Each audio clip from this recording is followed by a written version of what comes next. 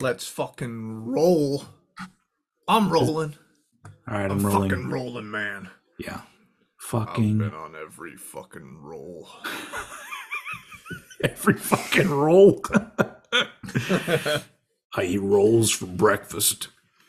I ate your roll last night.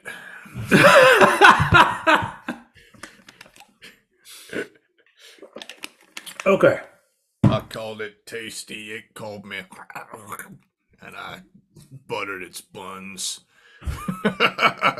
Somehow that sounds even dirtier than the real song. Yeah. Okay. What a fucking intro. Use that. Okay, that's the intro. What did we I don't even know how that got started. That's going to be one of those weird things. Welcome. Said something about rolling, and then it fell on Salmo. I've been on every fucking roll. No, that's what it was. God dang. That's what it was. What is our brains are very fascinating. But we're in deep. We're in season 4, man. Is it? Yeah. Is it season 4 or season 5? 4? I don't know. We started in 2020, right? Is when we started. Yeah. We're into our 4th year of doing this. So we're in the 4th season, right? Yeah. Kind of. If we were a show, this is just one long ass season. Yeah. The never-ending season of Cranked and Ranked. Hello, everybody. That's the name of the show, Cranked and Ranked.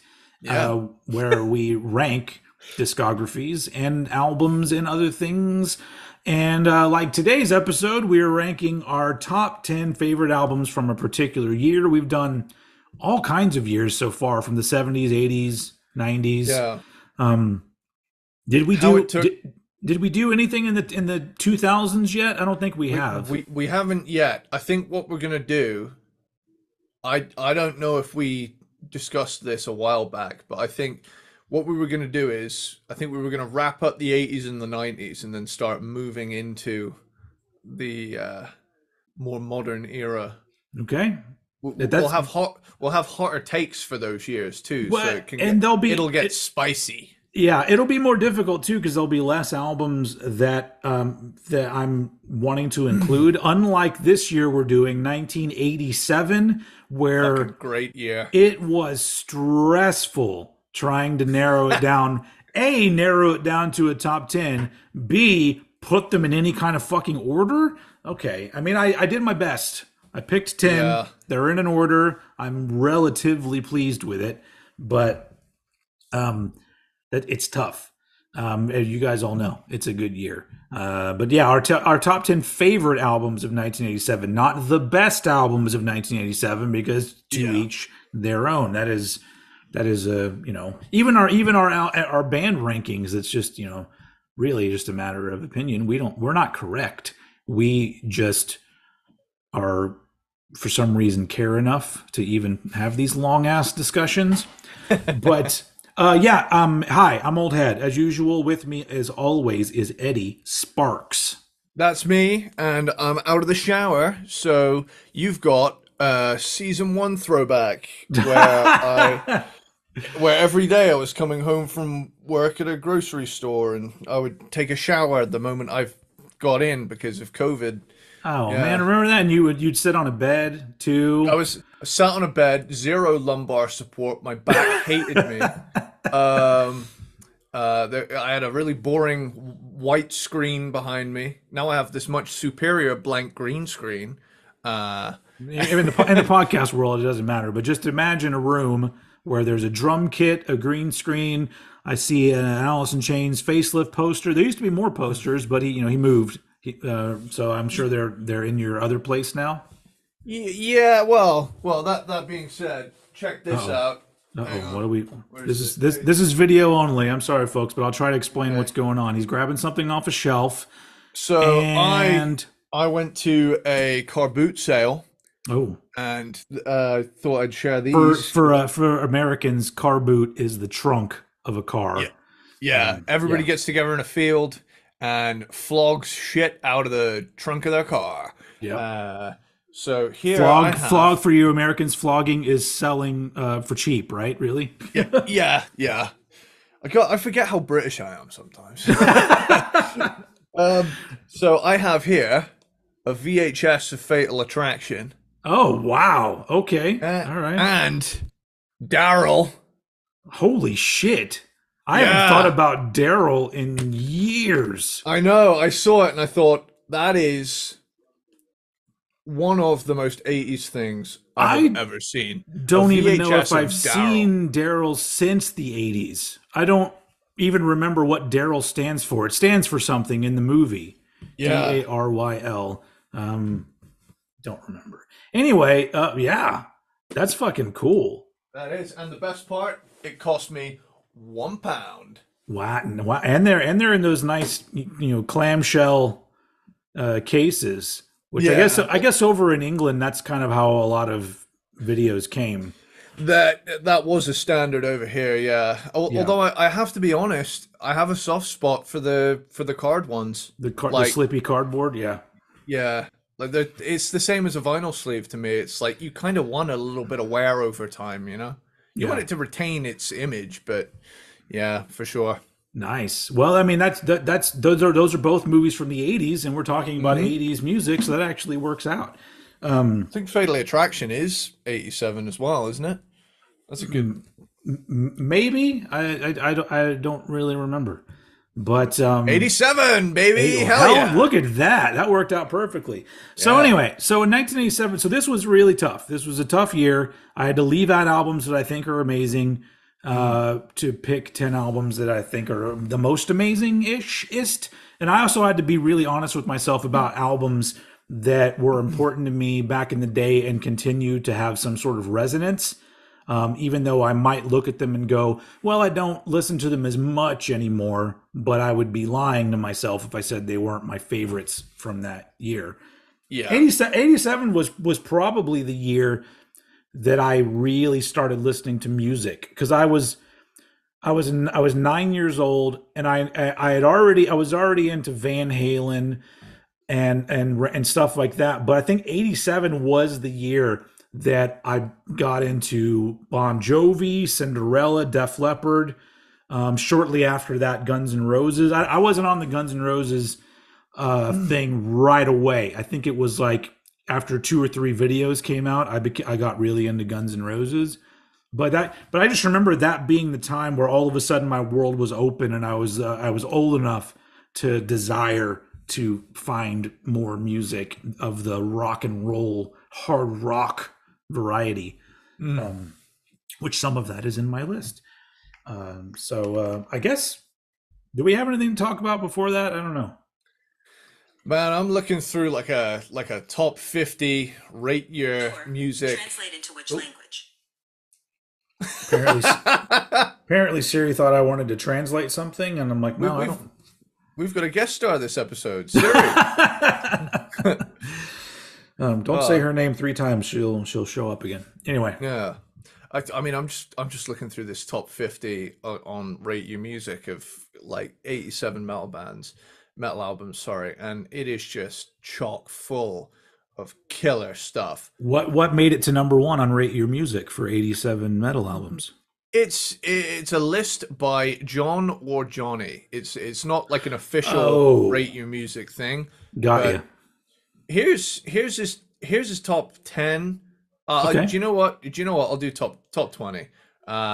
From 20 up, we've got Pretty Maids with Future World, Wasp Live in the Raw, Joe Satriani Surfing with the Alien, Ozzy Tribute with Randy Rhoads, Triumph Surveillance, Halloween Keeper of the Seven Keys Part 1, Strange Ways Native Sons, King Diamond Abigail, Aerosmith Permanent Vacation, Running Wild, Under Jolly Roger, Dokken, Back for the Attack, Motley Crue, Girls, Girls, Girls, Dio, Dream Evil, White Snake, The Cult, Electric, Def Leppard, Hysteria, Testament, The Legacy, Sabotage, Hall of the Mountain King, Anthrax, Among the Living, Guns N' Roses, Appetite for Destruction at number 1. There are only 4 of those are on my top 10. So Hold Your Fire is 49 by Rush.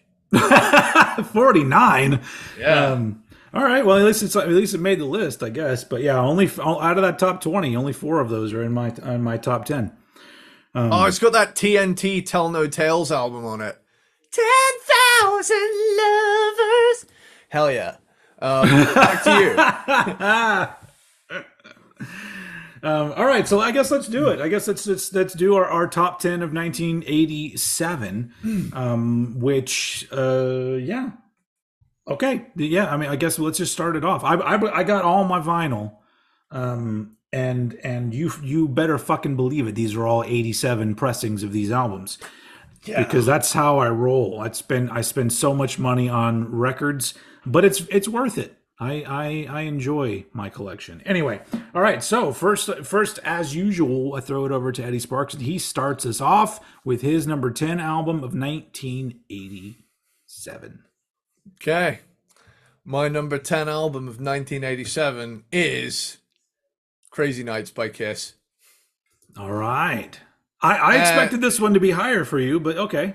Well, here's the thing. If you'd have asked me 5 or 6 years ago what my top 10 albums of 1987 were, I would give you an exclusively glam metal list because I was knee deep in Aquanet at that time.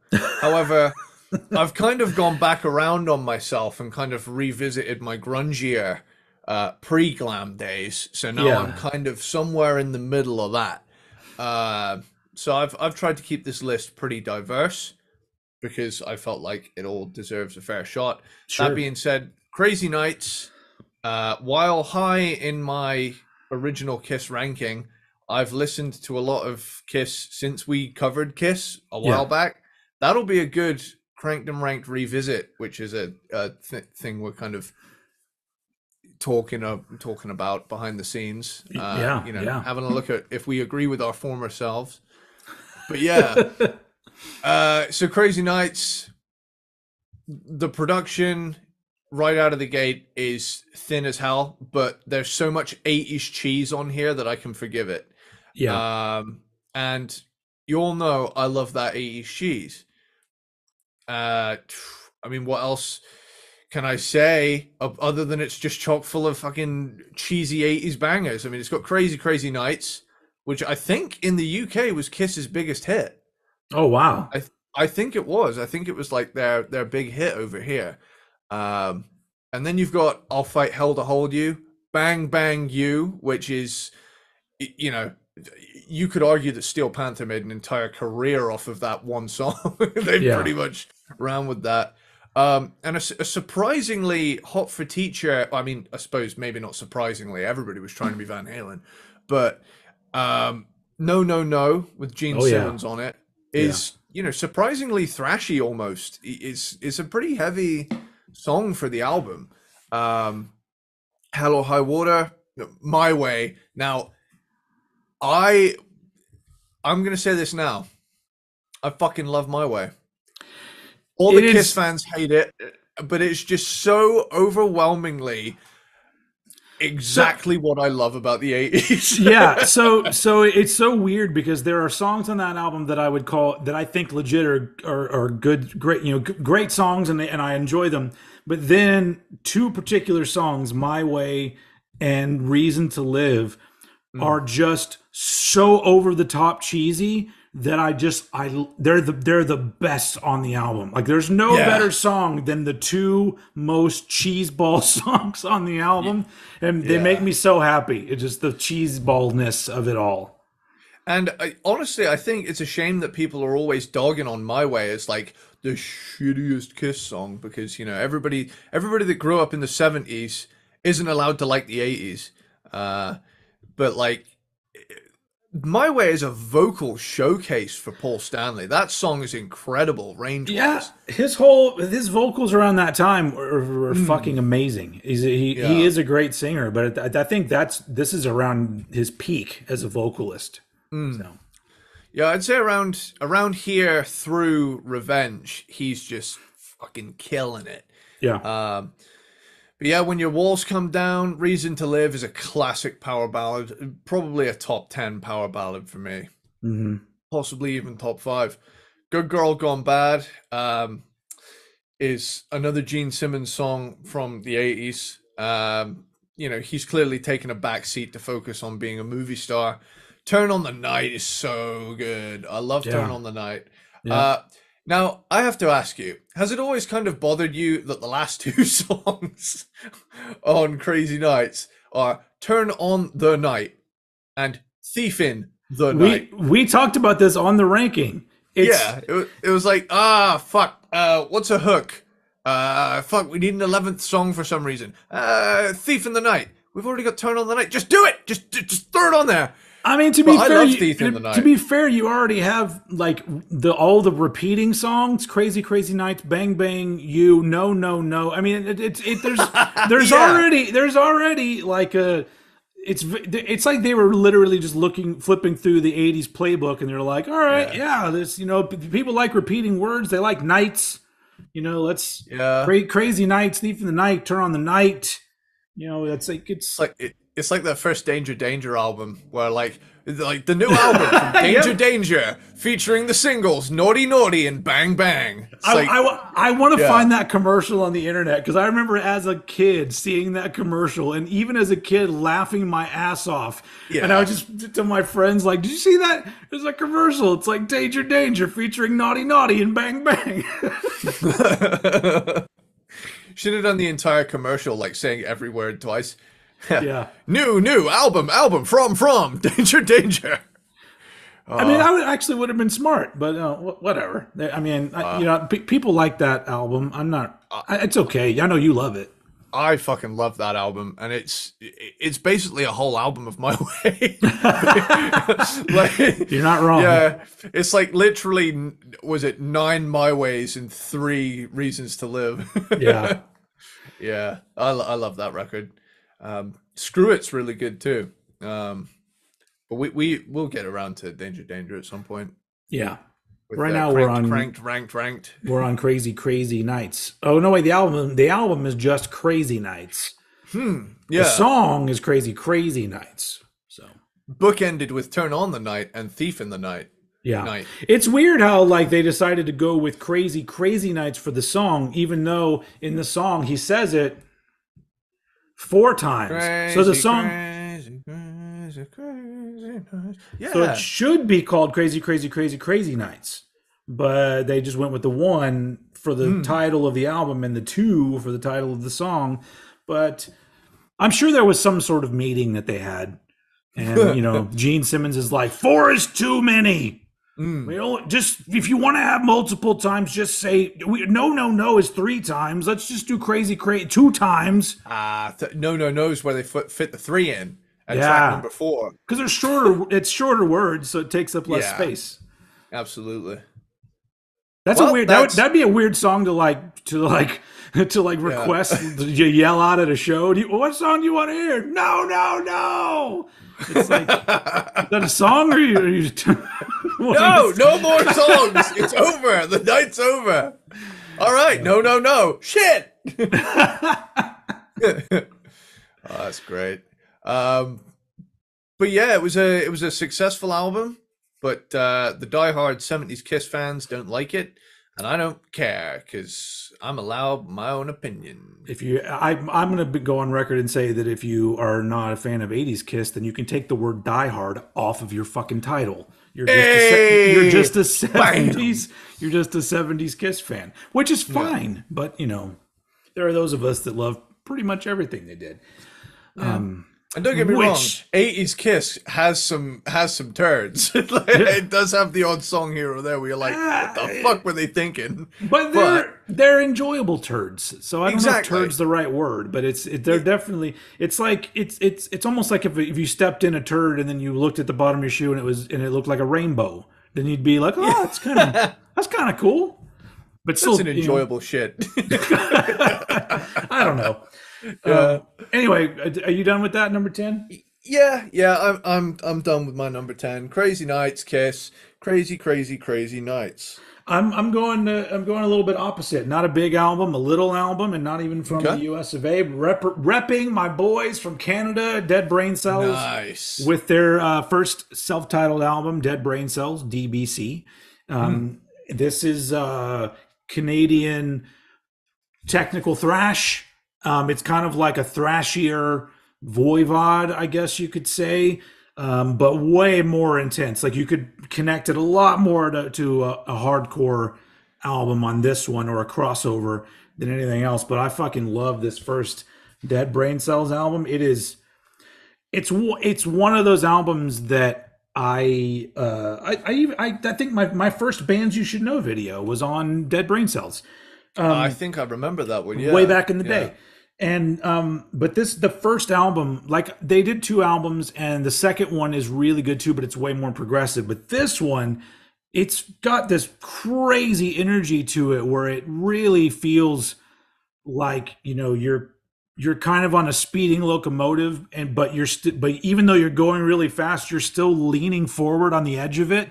And that's Yeah. the best description of this album. It's just, for those of you who don't know, just go check it out, because it's just aggressive thrash that has, some technical elements, some crossover elements. It's hard to explain. It's just Mm. an absolute gem of 1987. It doesn't even, to me, it doesn't even sound like 1987. Like, Mm. compared to some of these albums that I'm like, oh, this is easily a 1987 album. Listen to Dead Brain Cells, and I'm like, this could have come out anytime. it's just it's just killer, and I love them a lot.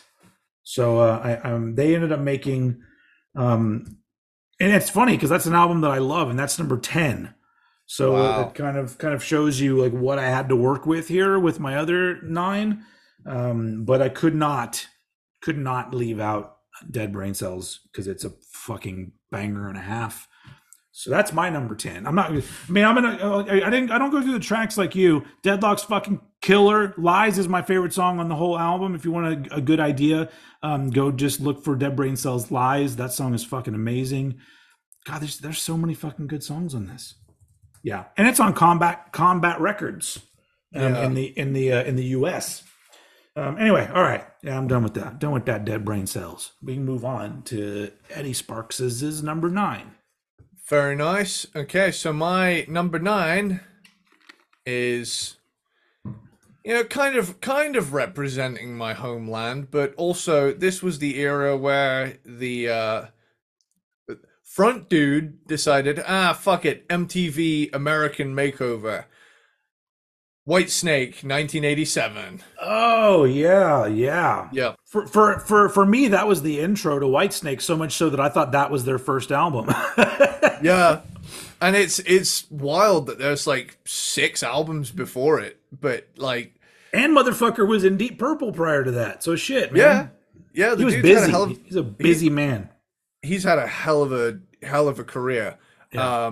And one thing that I've noticed over the years is that every copy I've ever seen has a different track listing. Oh And really? it's, yeah, like I've got 2 different pressings. One's just plain and one's got an embossed cover, which is cool. But Yeah. like both have different track listings, and I'm what the fuck is that about? Some even only have some have 9 tracks, some have 11, some have 10. Don't some of But them also have like a radio mix of "Here I Go Again" instead of the real one, the original one? yeah, so the North American version goes as follows: Crying in the Rain, 87. Bad Boys, Still of the Night, Here I Go Again, 87. Give Me All Your Love, Is This Love, Children of the Night, Straight for Oh the Heart, man. Don't Turn Away. But then the European version, which is the one I've got on CD and on my iPod because it's got the most songs. Still of the Night, Bad Boys, Give Me All Your Love, Looking for Love, Crying in the Rain, Is This Love, Straight for the Heart, Don't Turn Away, Children of the Night, Here I Go Again, and You're Gonna Break My Heart Again.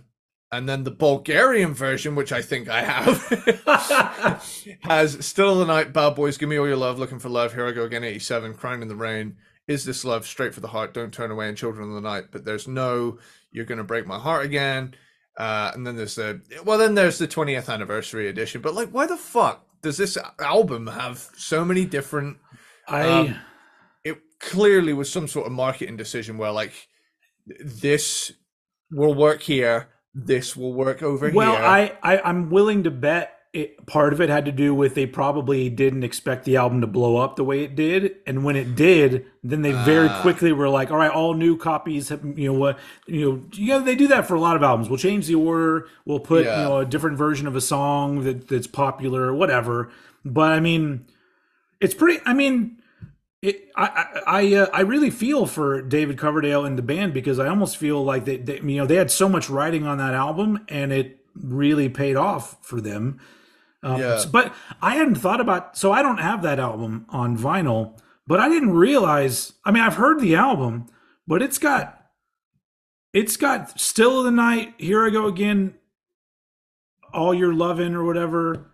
Yeah. And Is This Love? Is This Love? Holy shit. That's like a fucking greatest hits album. Yeah, I know. It's insane, isn't it? Like the absolute smash hit that this album is. Like Still of the Night, incredible song. Is This Love? Incredible song. Here I Go Crying in Again. the Rain is fucking killer too. Yeah, Crying in the Rain. And here's another thing I always like to bring up. Like from this album, there's two different versions of Here I Go Again. There's the one on the album that's full on power ballad, and then the radio mix, which is a bit more upbeat. It's got drums all the way through. It's got a hell of a lot more synthesizers. The synth is real turned up on that one. Yeah.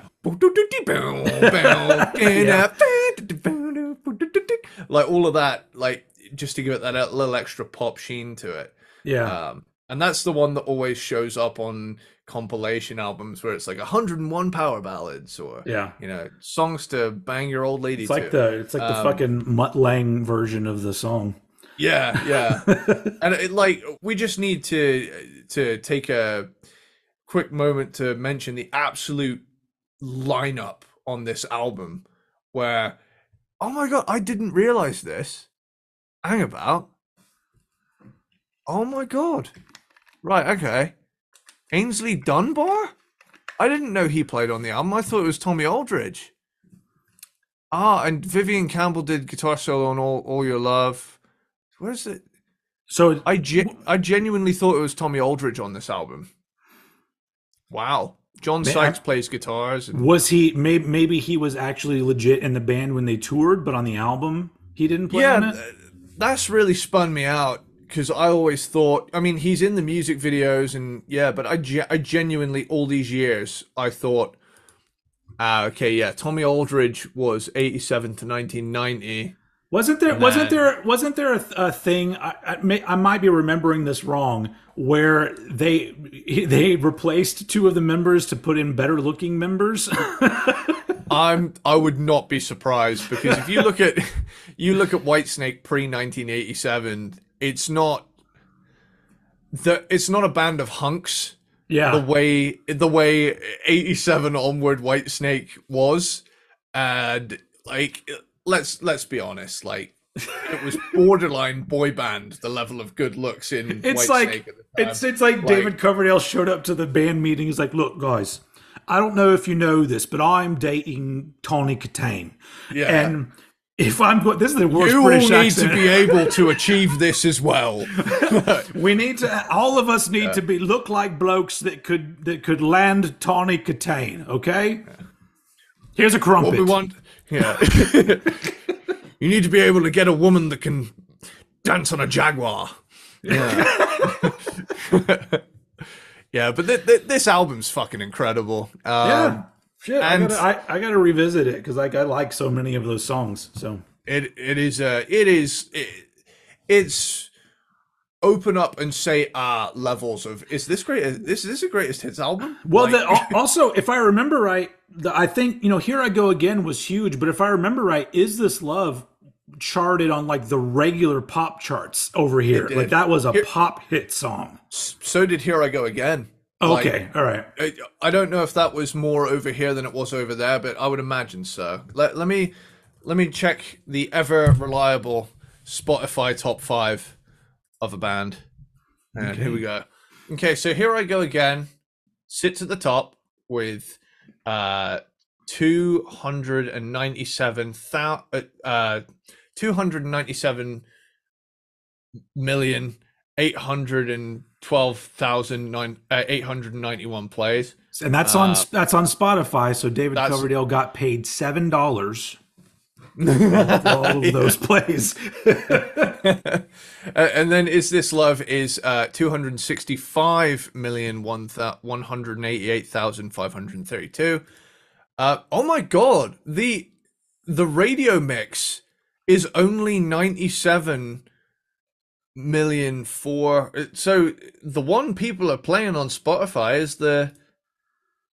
is the album version. I would have thought you just know that you've stumbled on a good song when the top Well, fucking you've got 3 versions of the same song in your top yeah. 5, Well, because there's also, the original as well. does I don't use Spotify really that much. Does Spotify do their own curated playlists of certain Well, things? yeah, they every band has a this is, so like So this is Whitesnake. it wouldn't surprise me if the reason why that original version has all the listens is because Spotify features it either maybe on an 80s Yeah, compilation or on the Whitesnake compilation. So that's the one everybody's listening to because it's in those playlists. But yeah. yeah. Strangely, they've got a live version of Here I Go Again from the Purple tour, is in there as well. That's funny. Sorry. Back over to you. Oh, It's a and we it's a great album. What can I say? It's one of those albums that I have on 3 different formats. I've got it on cassette, CD, and vinyl. is it Yeah, so okay, so that's the end of your number 9? that is the end of my number 9. Number So that 9. that album is very 80s, but not as 80s as this album. Hey, Hold Your Fire from Rush at number sick. 9. I adore this album. This is, I guess a lot of people who consider themselves Rush fans think this is one of their worst albums, but I don't understand that at all. Yeah. We did the whole Rush ranking, and I talked at length about how I love the different stages of Rush, Mm-hmm. and this is like the pinnacle. This, Power Windows, like the pinnacle of '80s Rush. Time But Stand there's Still is such a classic song. Time Stands Still, Second Nature, Prime Mover. There's just like, Force 10 is that starts the fucking album off. But it's just so, yeah. There's just so many fucking amazing songs on this, and at this point, this far removed from a lot of this music, an album like Hold Your Fire that just transports you back to a different decade. Those are the ones that I'm like, look, maybe at the time everyone's like, oh, this isn't what we wanted out of Rush. Like, but they created this album that not only has all these well-written songs, but Yeah. it's almost just like a document, like watching an old movie and you're like, oh, that's what cars and buildings looked like back then. This is like, taking a step into 1987 and it's like, Yeah. the band that was utilizing all of the new technology and shit that was coming their way was Rush. And so of course there's shitloads of keyboards and and the production's real glossy and there's reverb and all that kind of shit. But I love it. It's I don't remember where was it in my top 10 of Rush albums? I don't think it made it to the top 10, but that's because Rush just has so many fucking great albums. But I think that if you're one of those people that doesn't really know Hold Your Fire because you look at it and you're like, oh, that's the cheesy 80s one. Just kind of look at it that way and go back and think, well, I'm going to take a little trip into the 80s, but also the songwriting is just fucking great because they literally did this thing where we talked about it on the ranking, where they went from saying, well, how proggy and technical and off the wall can we get? But then it got to the point where all of a sudden they were like, well, let's try to write the most beautifully crafted rock songs that we can possibly write with lyrics that like are just gonna fucking make you cry or just really rethink your whole existence on this planet. So that's what Hold Your Fire is. It's fucking great. It's once again, it's only my number 9. This is what I'm trying to say. Like all these albums are so amazing to me that this is just it's crazy. It's crazy that Rush is at number 9.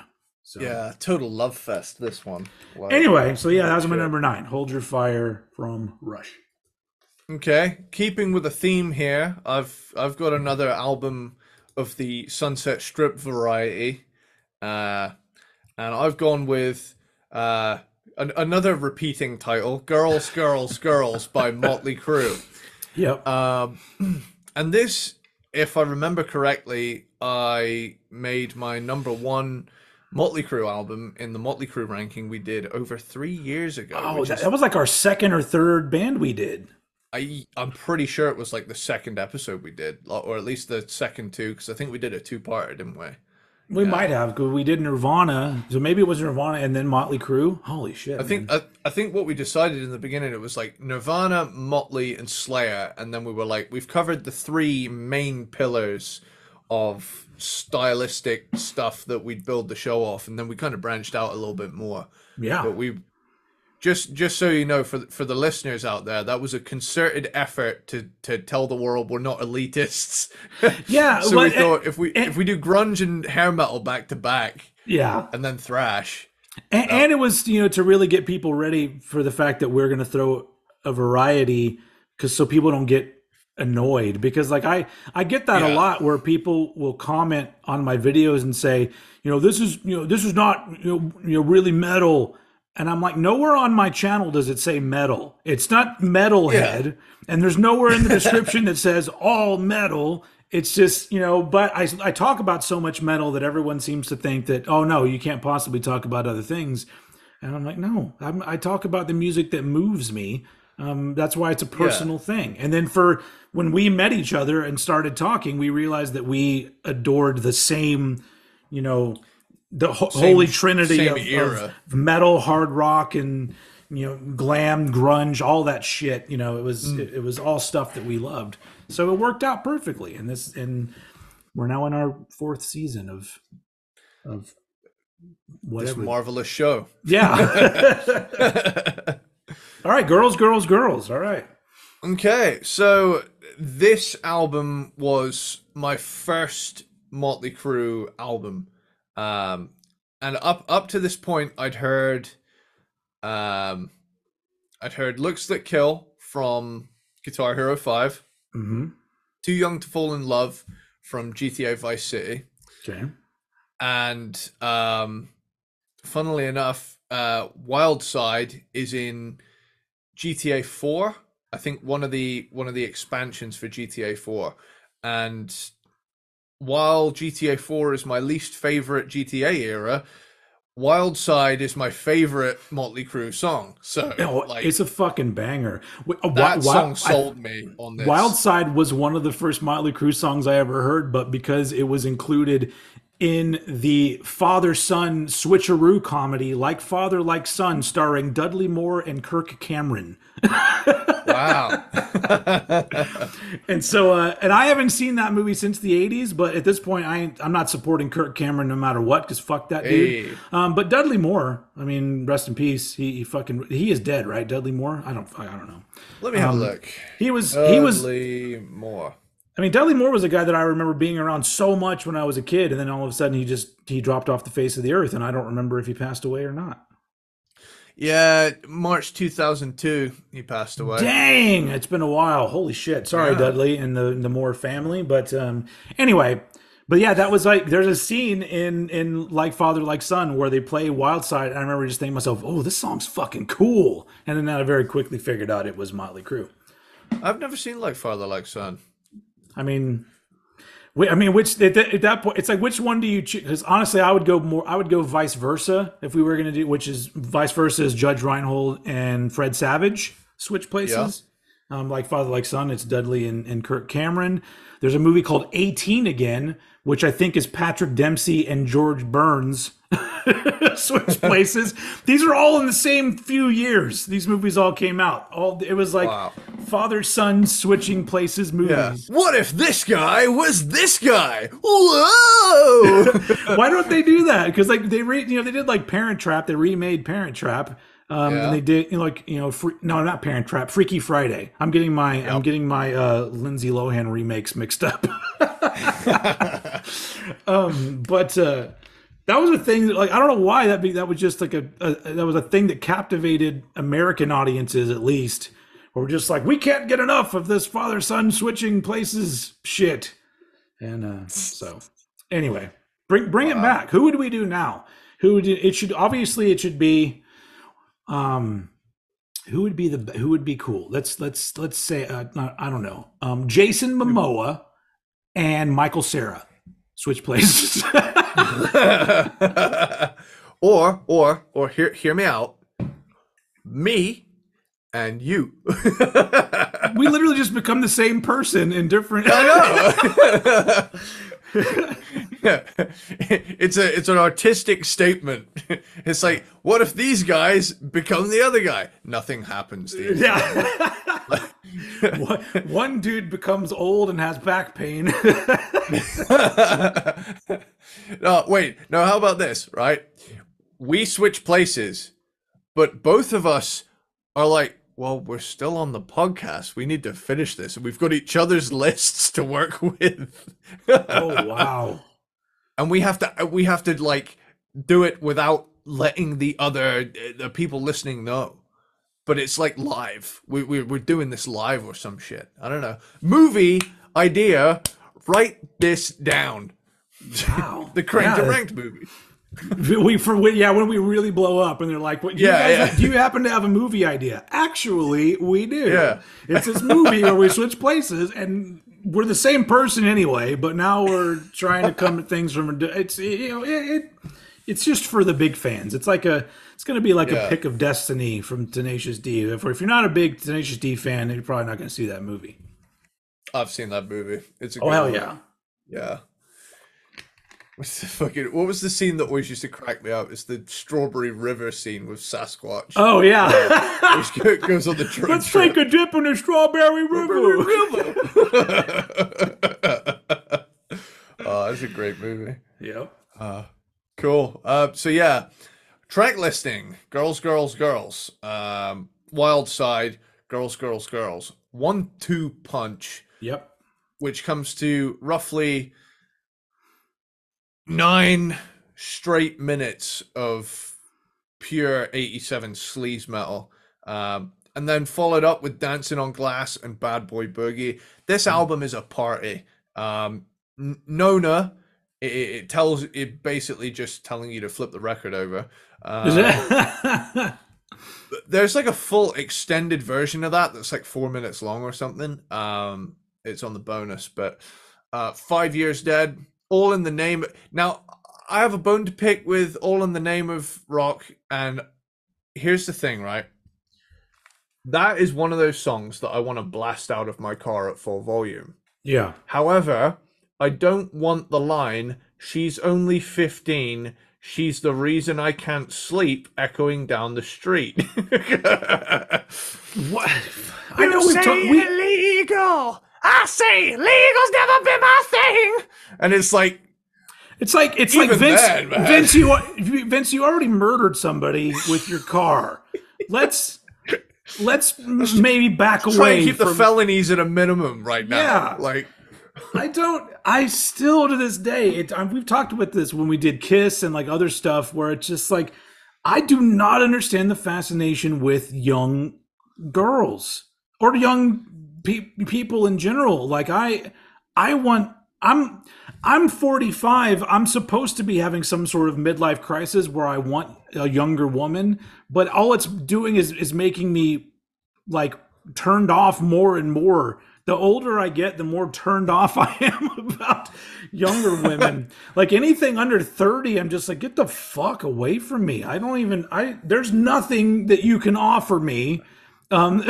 Except, I don't know, maybe clue me in on the new dance trends or music that the young people are listening to. That's it, Well, let me have a look and see if I've not made it private. Okay, so if you guys want an absolute ride.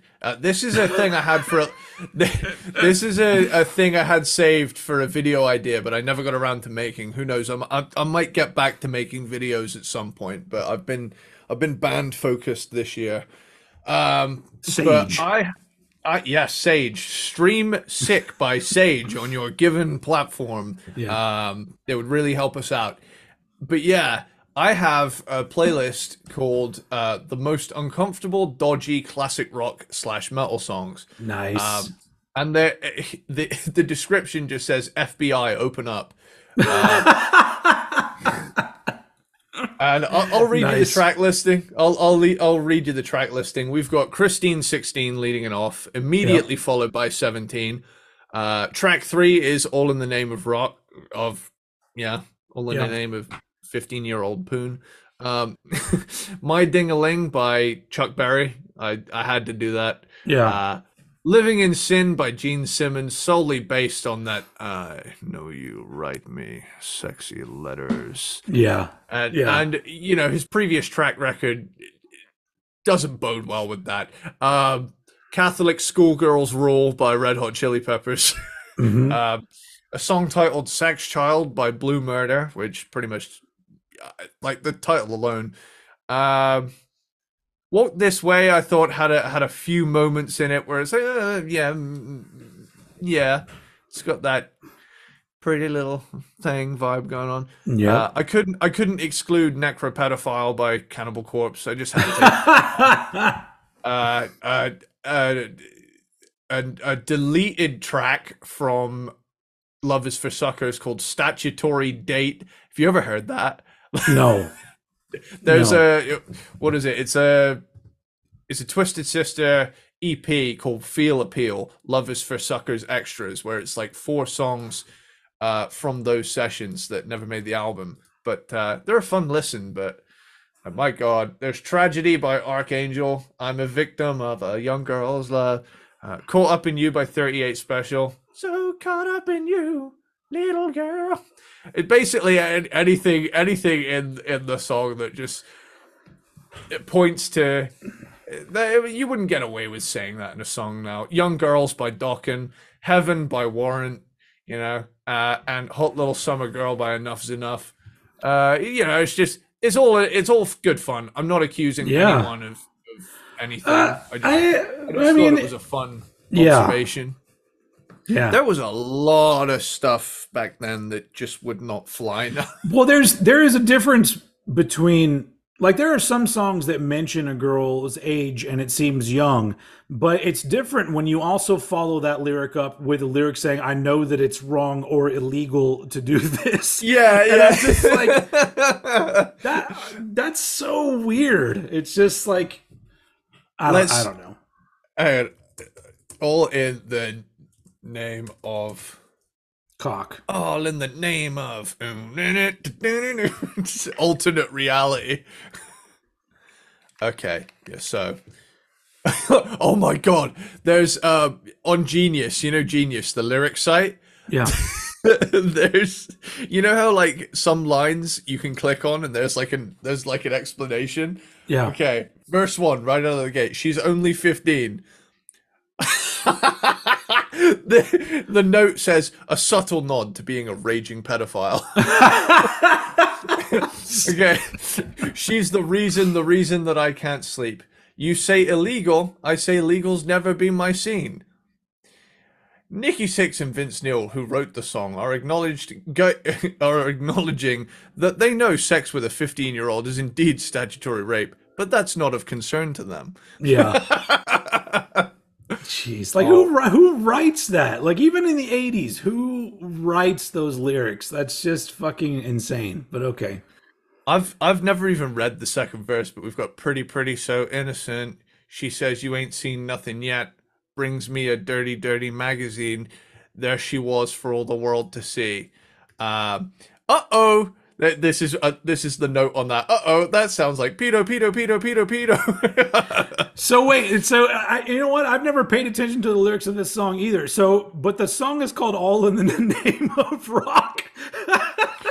What does that have to do? Nothing about this so far has anything to do with music. I've I've never actually read the rest of the lyrics. Oh my good god. Would The you bridge. like to delete this from your top 10 right now? Call an Oh my god. audible and we'll slip another album in.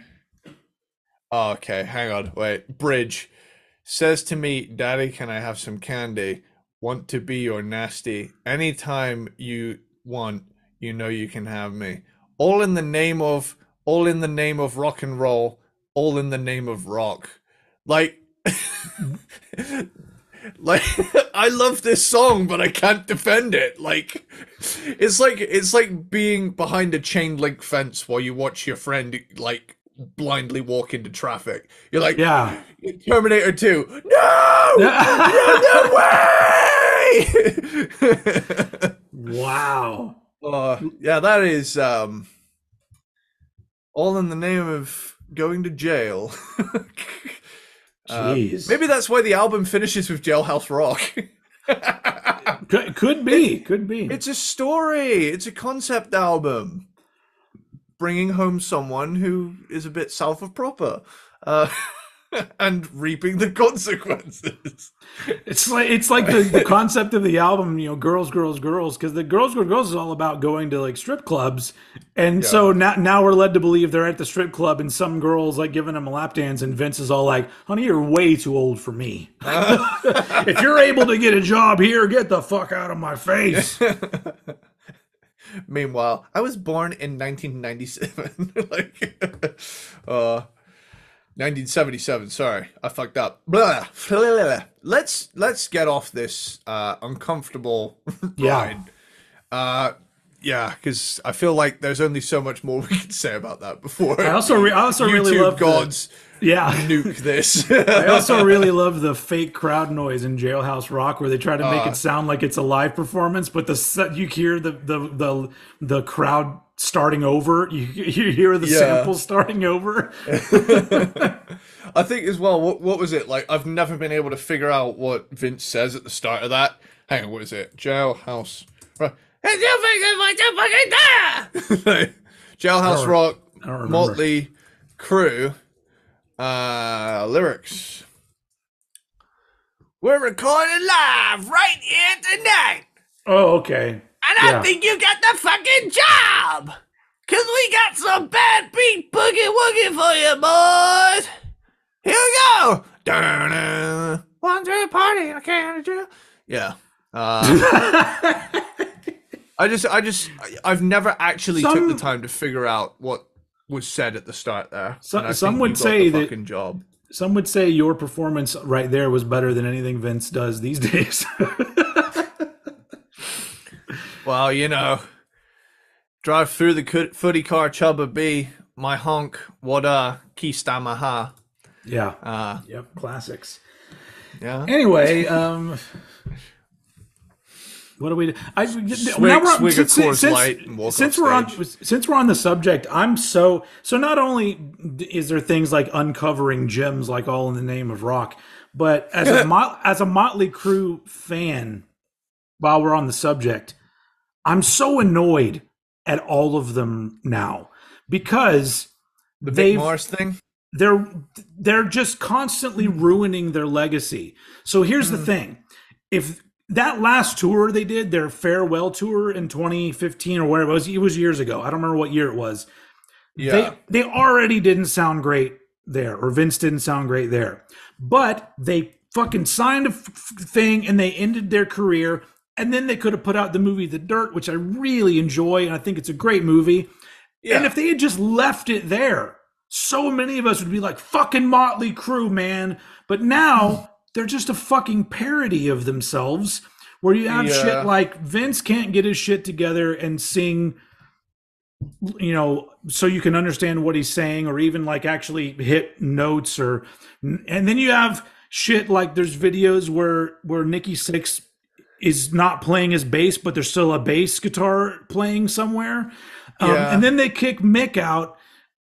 It's just, and then there's all this drama and shit talking. And I'm like, you motherfuckers I realize you guys need money now, but you literally could have left your band as being a band that over time people would stop talking about Keystone Maha and they would be talking about all the fucking great shit and how you guys were a fucking great rock and roll band.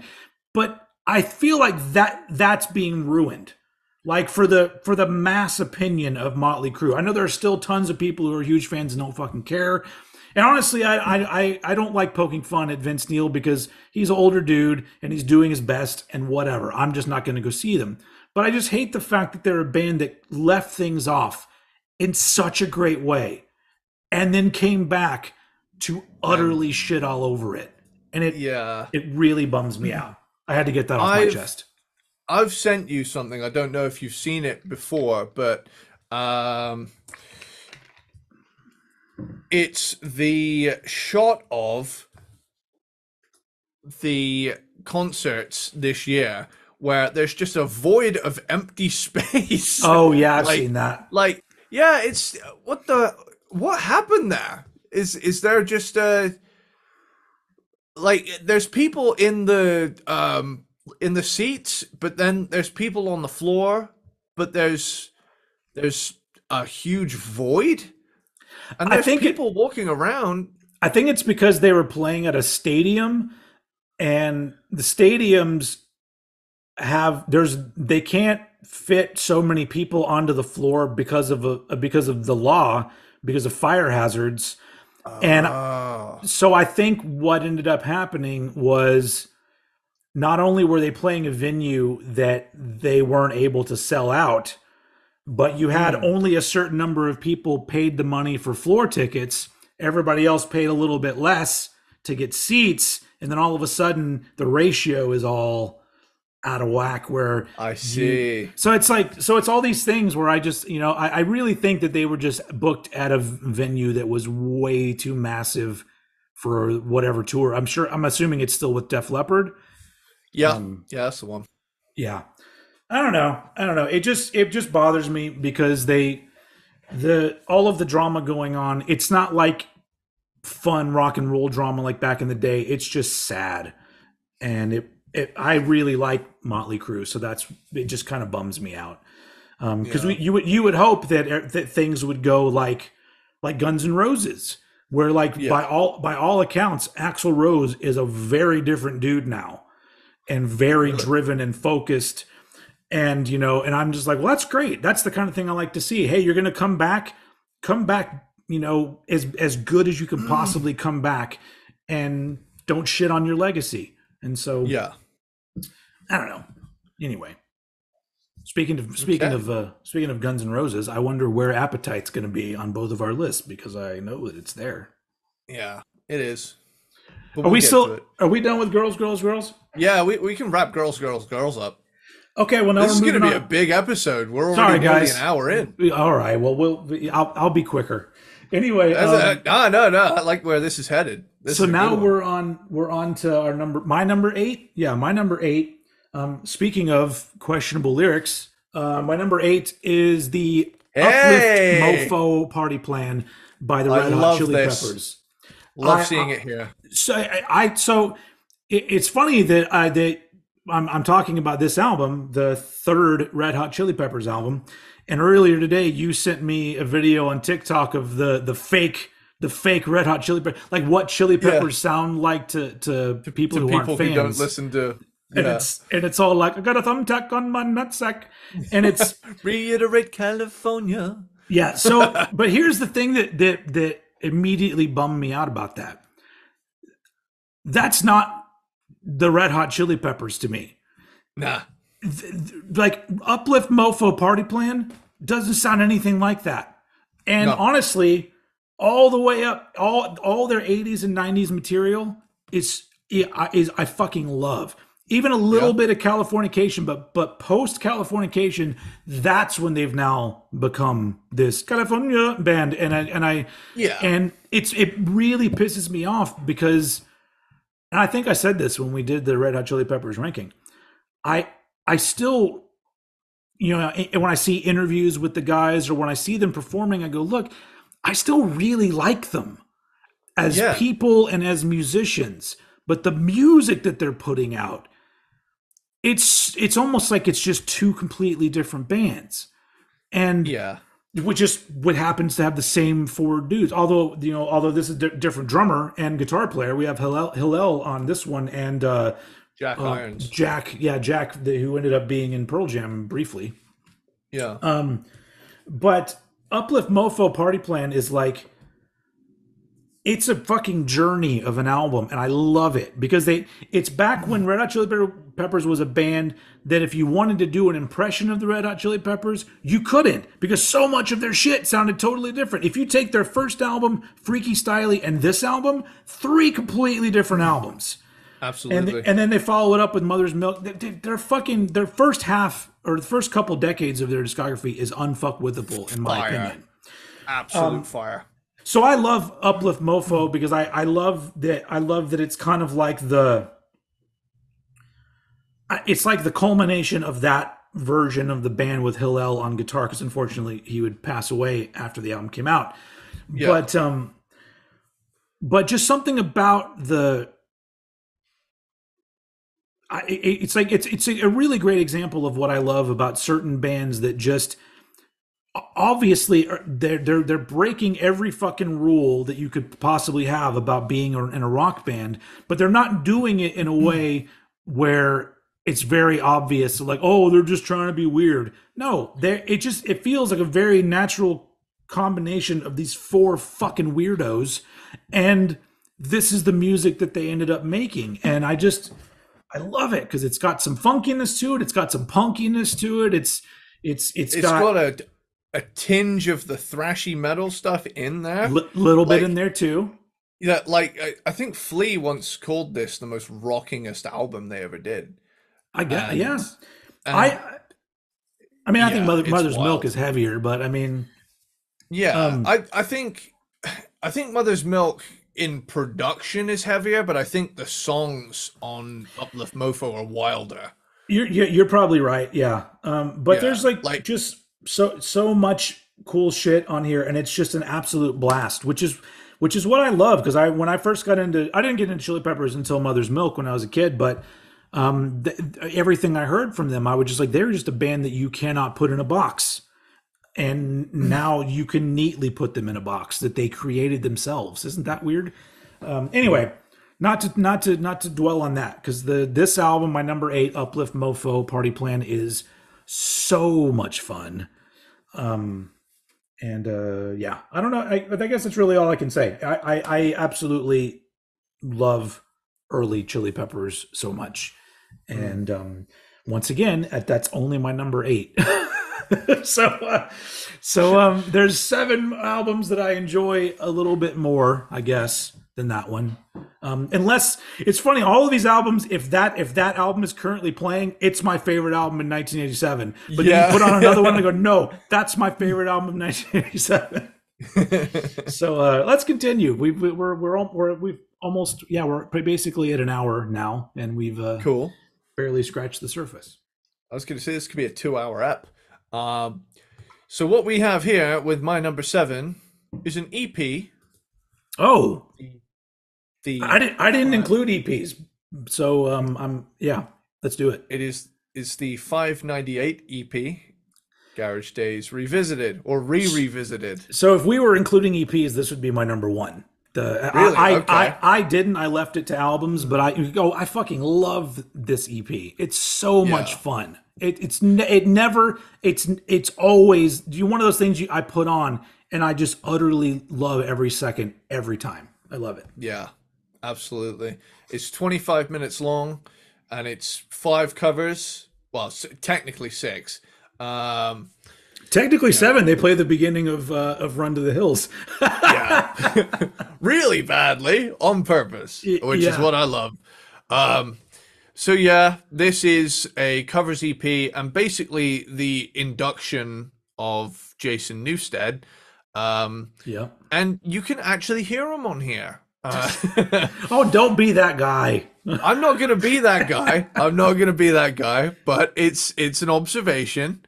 And to be honest, I think, I don't know, man, like the whole Justice thing, lacking very audible bass guitar, there's still low end to that album. It's just more in the form of the guitars. You know what I've It's an interesting thing I've learned recently that depending on what kind of headphones you put on, you can actually hear bass strings in the mix. Like there's certain areas where I'm like, oh, I literally heard a bass guitar there. It's not very prominent at all, and it's buried under the guitar, yeah, but it's pretty much playing the same exact thing that the guitars are playing anyway. yeah, But you can hear, I like there's certain little areas where with really good headphones, I'm all like, oh fuck yeah, I can hear a little bit of that. yeah. On most sound systems, I mostly just hear woo, woo, woo, woo, woo, woo, woo, woo, woo, woo, woo, woo, woo. That being said, though, this album ironically says arranged and not very produced by Metallica, but Yeah, that's great. I love that. This it album sounds to me great. sounds great. Yeah, not very Yeah. for not very produced. It's very good. Um, and let's dive into these covers. So we've got Helpless, uh, Diamond Head cover. Yep. It's a damn good song. The Small Hours, love this one. Yep. This one next to The Weight. The Weight is my favorite one on here. Like Mhm. their cover of The Weight is so awesome. And I remember watching School of Rock and hearing it Yeah. in one of the scenes, and I was like, oh god, that song fucking rules. Crash Course in Brain Surgery.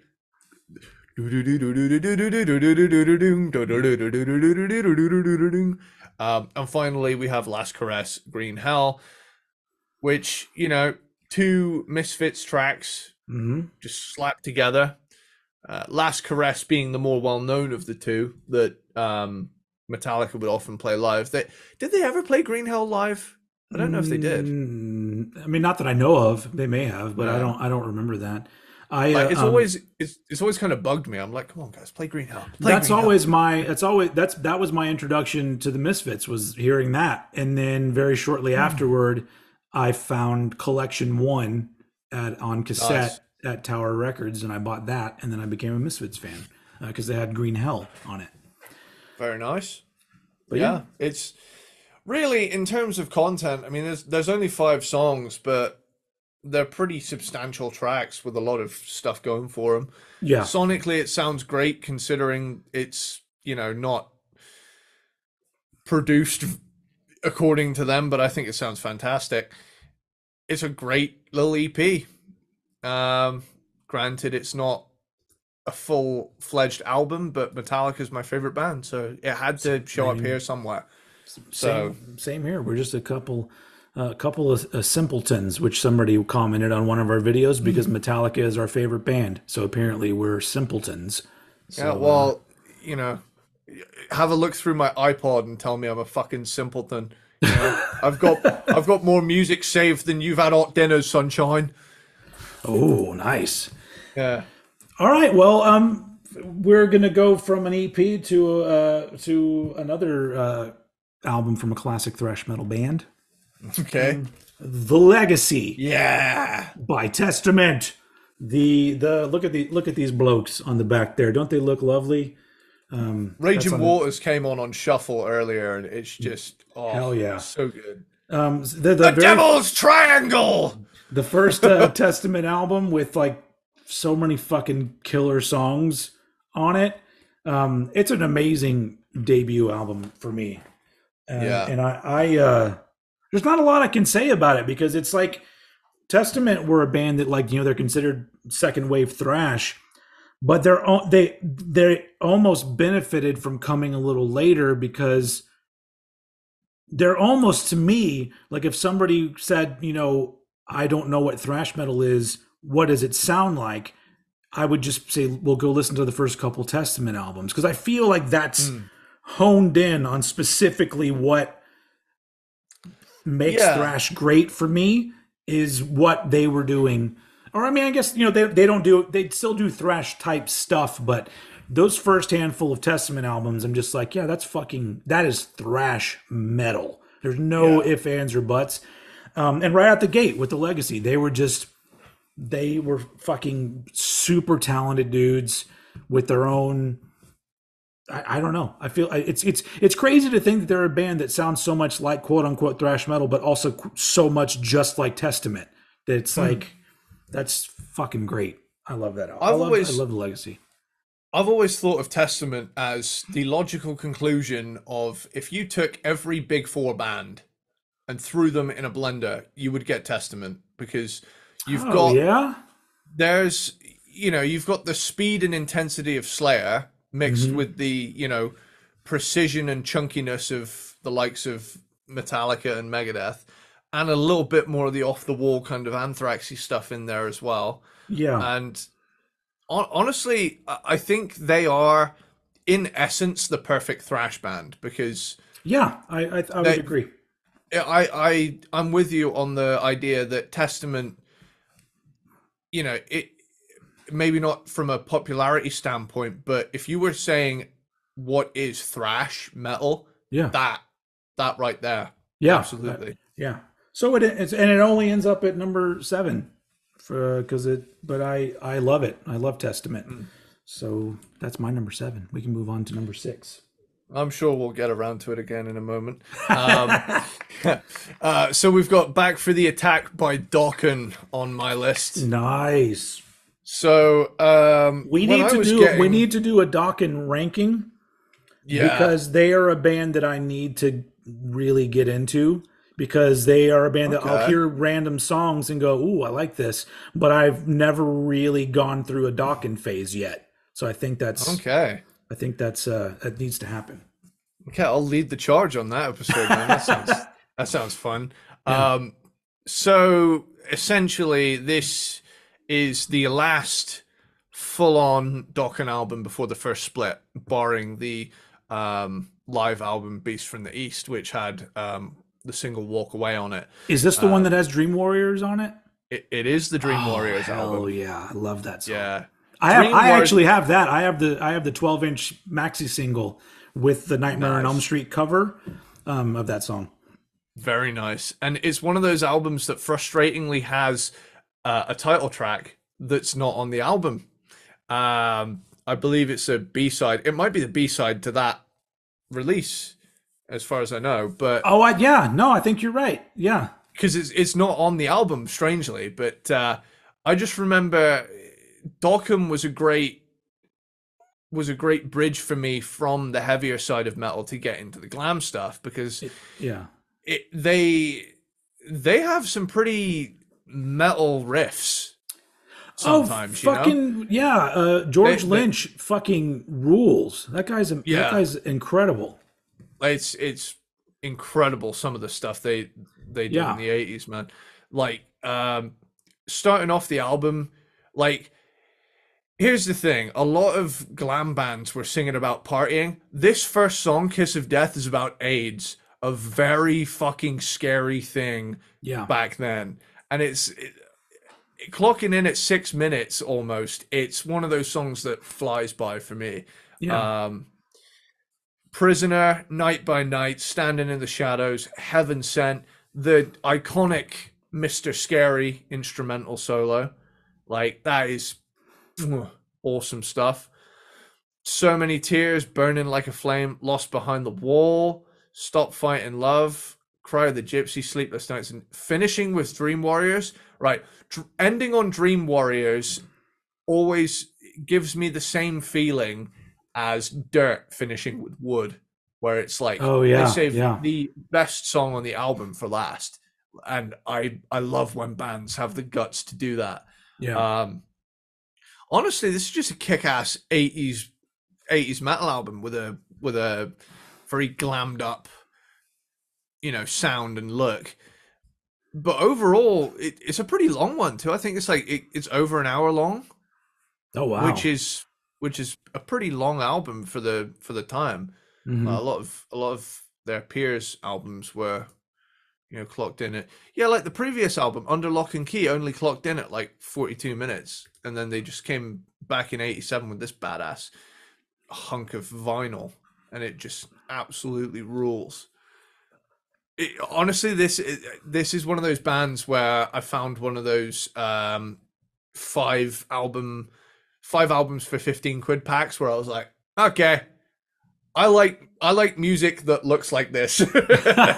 Yeah. And I looked at the back and it was like, yep, 83, 84, 85, 87. That sounds about my stuff.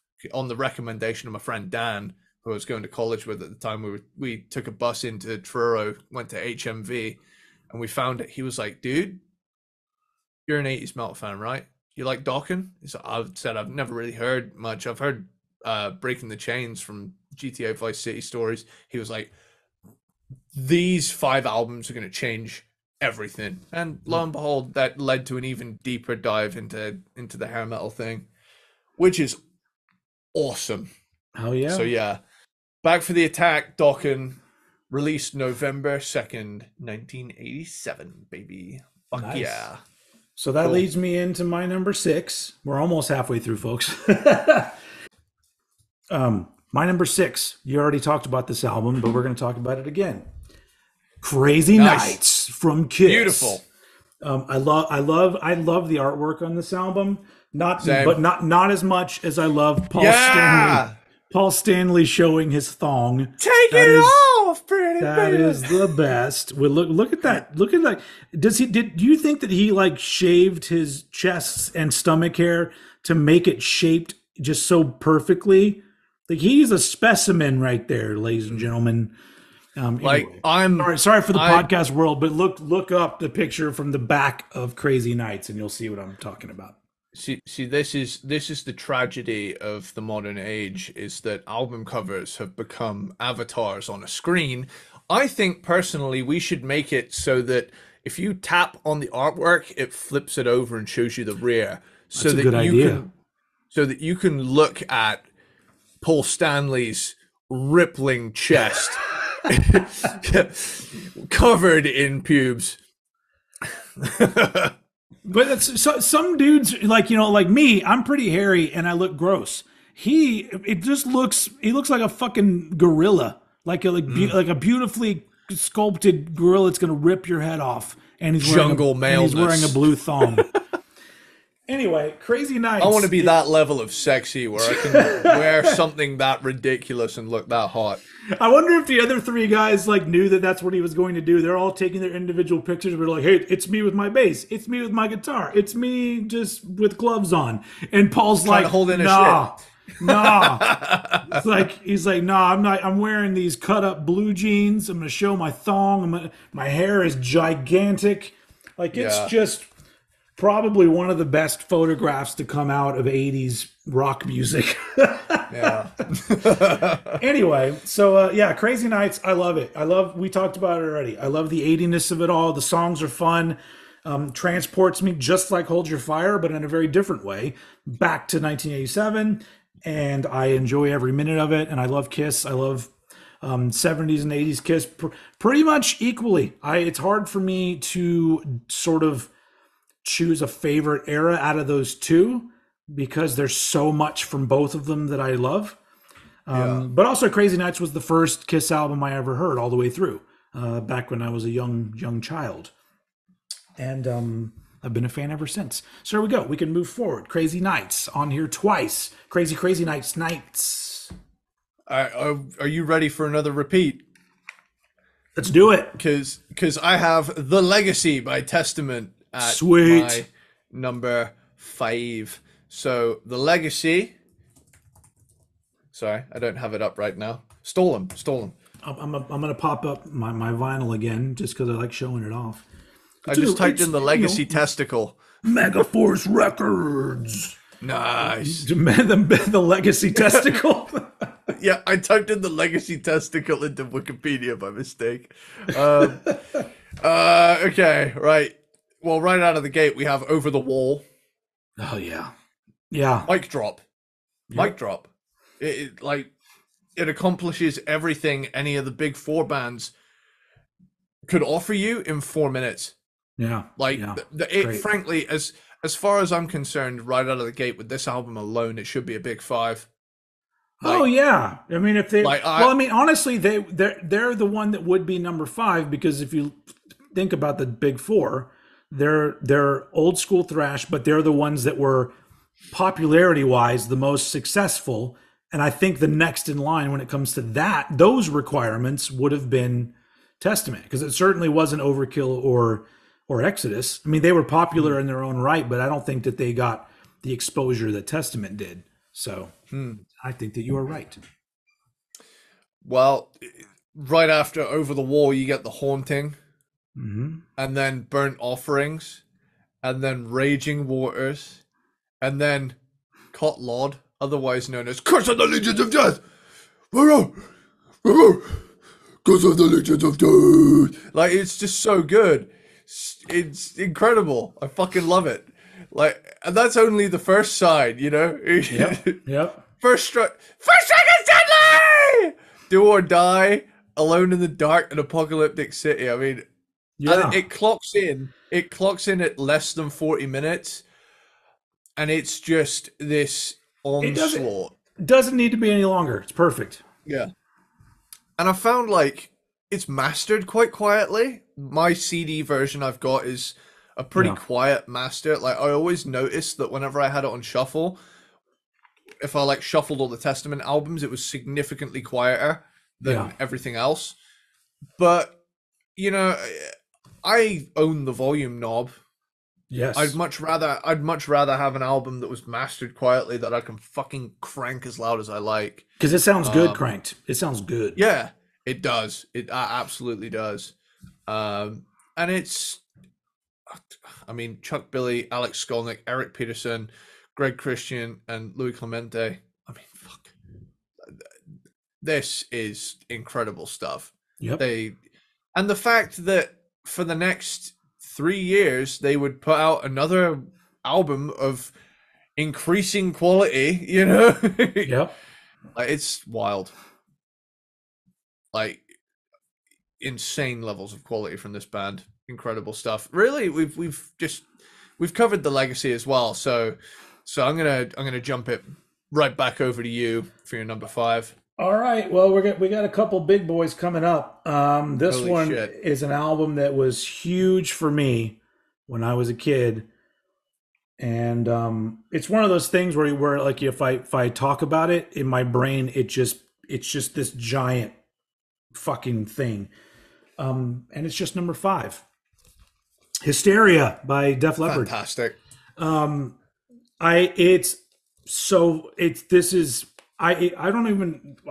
don't remember what on our ranking. I think Pyromania may have ended up being my number 1, but I think Hysteria was my number 2.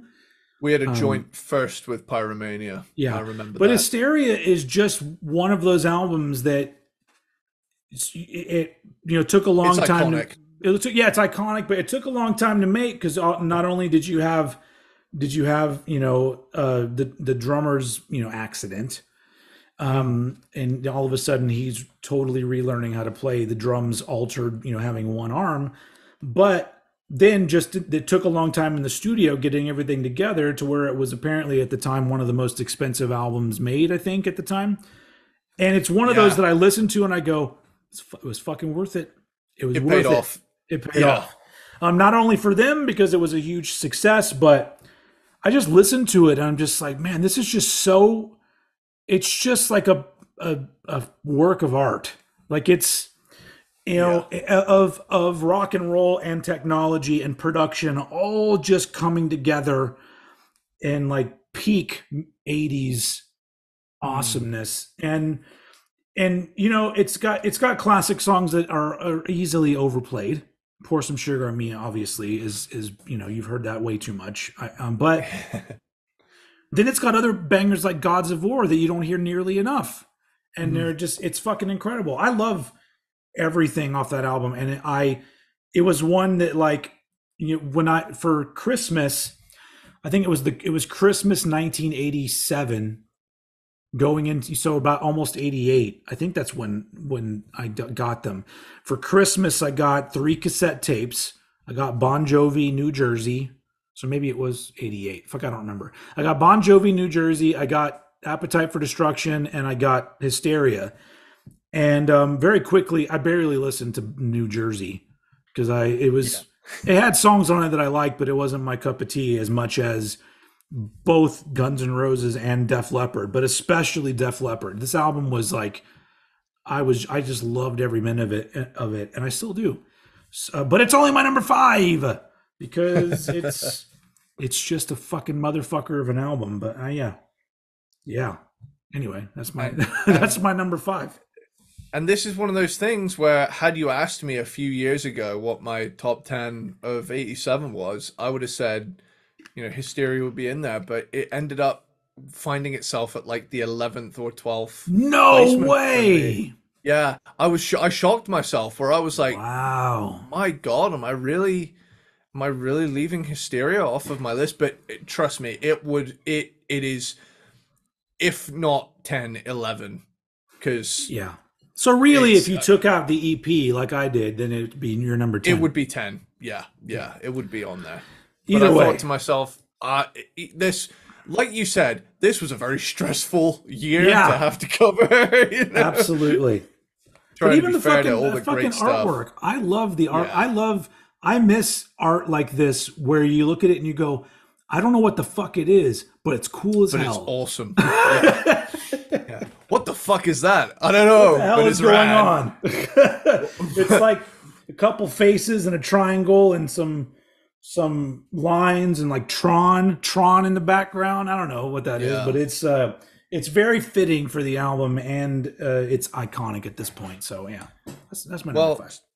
well, speaking of insane artwork where you don't know what the fuck is happening, my number four is the Uplift Mofo Party Plan by Red Hot Nice. Chili Yeah, here, Peppers. let me pull that one out again too, since I got it. Yeah, that one is This, like that one is like a fucking LSD trip. yeah. How many special effects do you want? Yes. Yeah, all of them. Yeah. Yeah. It's I mean, what can I say? This is the album that sold me on the Chili Peppers up until like my friend rather naughtily gave me a hard drive full of music that I didn't have a physical copy of yet.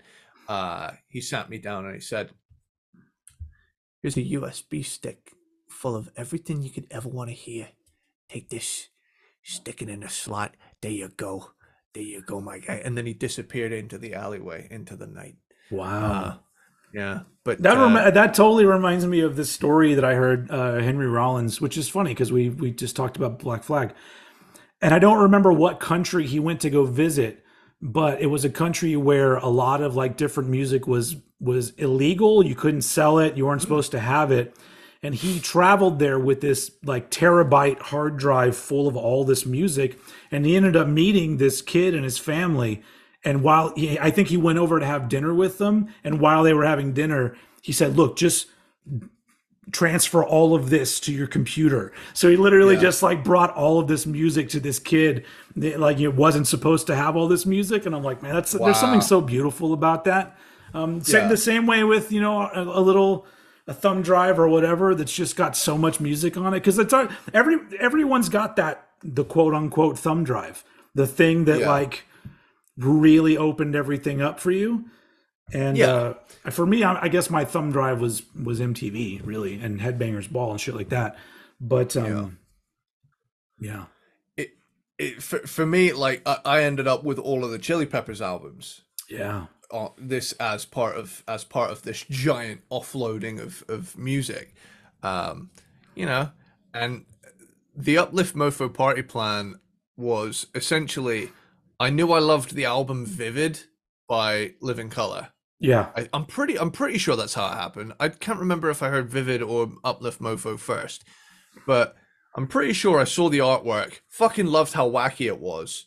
yeah, And it was one of those came first. It might have been Uplift Mofo.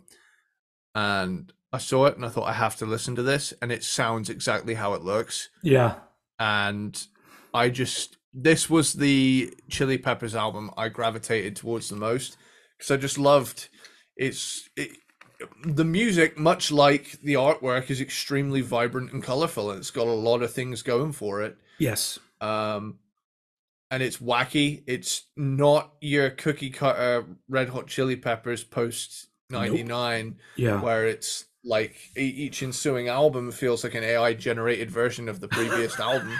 You know, which we've now seen can be done. It's like, yeah, yeah. I mean, if anything, we've seen that proven for the last 20 years. But I mean, I fucking love 80s, 90s Chili Peppers. yeah, Like same. it's an entirely different beast. And like you, I like everyone in Chili Peppers. And I Yeah. think and I just it bums me out that they're capable of this insane stuff and everybody shits on it. And they're like, "Oh, yeah, no, they didn't really get good until Frusciante showed up." And it's like, "Fuck you." No, It's like no. no. I've long been a staunch defender of this album. If I and every time I see it in a list where it's like third from the bottom, I'm like, you know what the fuck you're talking about. Put the fucking keyboard down, asshole. Yeah. Yeah. Yeah, I'm pretty sure if everybody remembers, if I remember right too, when we did our Chili Peppers ranking, my number one was actually One Hot Minute, which Yeah. which is which is weird. It was either my number one or my number two. If it wasn't, then my number one was probably Mother's Milk. But either way, it's like it doesn't matter. The guitar player honestly doesn't matter to me in the band. They all the three guitar player or four guitar players that they've had, they're all good at what they did, and they're fine. I don't think it has anything to do with that. I don't know what happened with the Chili Peppers, but I'm glad they're successful. It's kind of like a child that moves away from home and doesn't want anything to do with you anymore, but you see that they're successful and you're like, well, great. I'm very happy that you're Yeah. doing well. That's it.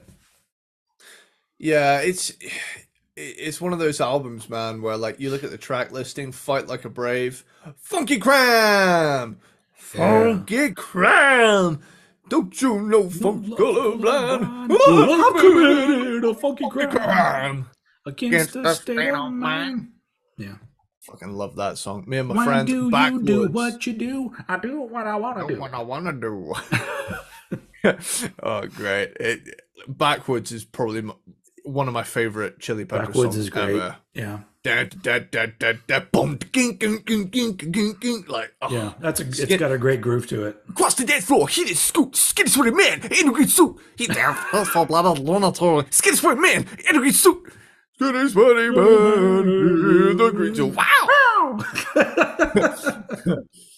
Wow! Subterranean Homesick Blue. Oh wait, no, Behind the Sun, man. Did we I skip? love Did that you? song. Did you skip? I'm so. Oh no, you didn't. Never mind. Never mind. Keep going. Behind the Sun's so good. I want to party on your You did. birthday, You missed. baby. You missed my favorite on the album, which is me and my friends. Wow. Yeah, I like that one. Yeah. No Trump love sucker. No Trump love sucker. Like walking on down the road. Love Trilogy, Organic Anti-Beatbox Band. I mean, fuck. This is just 12 tracks of insanity that are incredible. Just every moment is packed with this frenetic vibe to it that's just unmatched. And Behind the Sun is one of the most beautiful things ever. Yeah. And it's a great song. I've just realized something that I can't believe I forgot to do. So I've been making a playlist on my iPod, on my phone, called Sitars. and I'm finding every song that I like with a sitar in it, and I'm making a sitar playlist because your boy wants to get a sitar, and I want to find out how to play one of those fuckers. Okay. Do you want to hear? Are you getting into Ravi Shankar and everything now? I'm sure it's on the horizon. Okay, so do you want to hear my sitar playlist so far? Yeah, let's do it. I mean, we've had enough derailments to last, for almost 2 hours. Let's just keep them rolling. Okay, so I have Wherever I May Roam by Metallica. Okay. What the hell was that actually a sitar though? It sounds like one. It's enough. Okay, it counts. What the Hell Have I by Alice in Chains. Loads of sitar on that. I love that song. Home by Dream Theater has loads of sitar on it, and it's awesome. Cats in the Cradle by Ugly Kid Joe.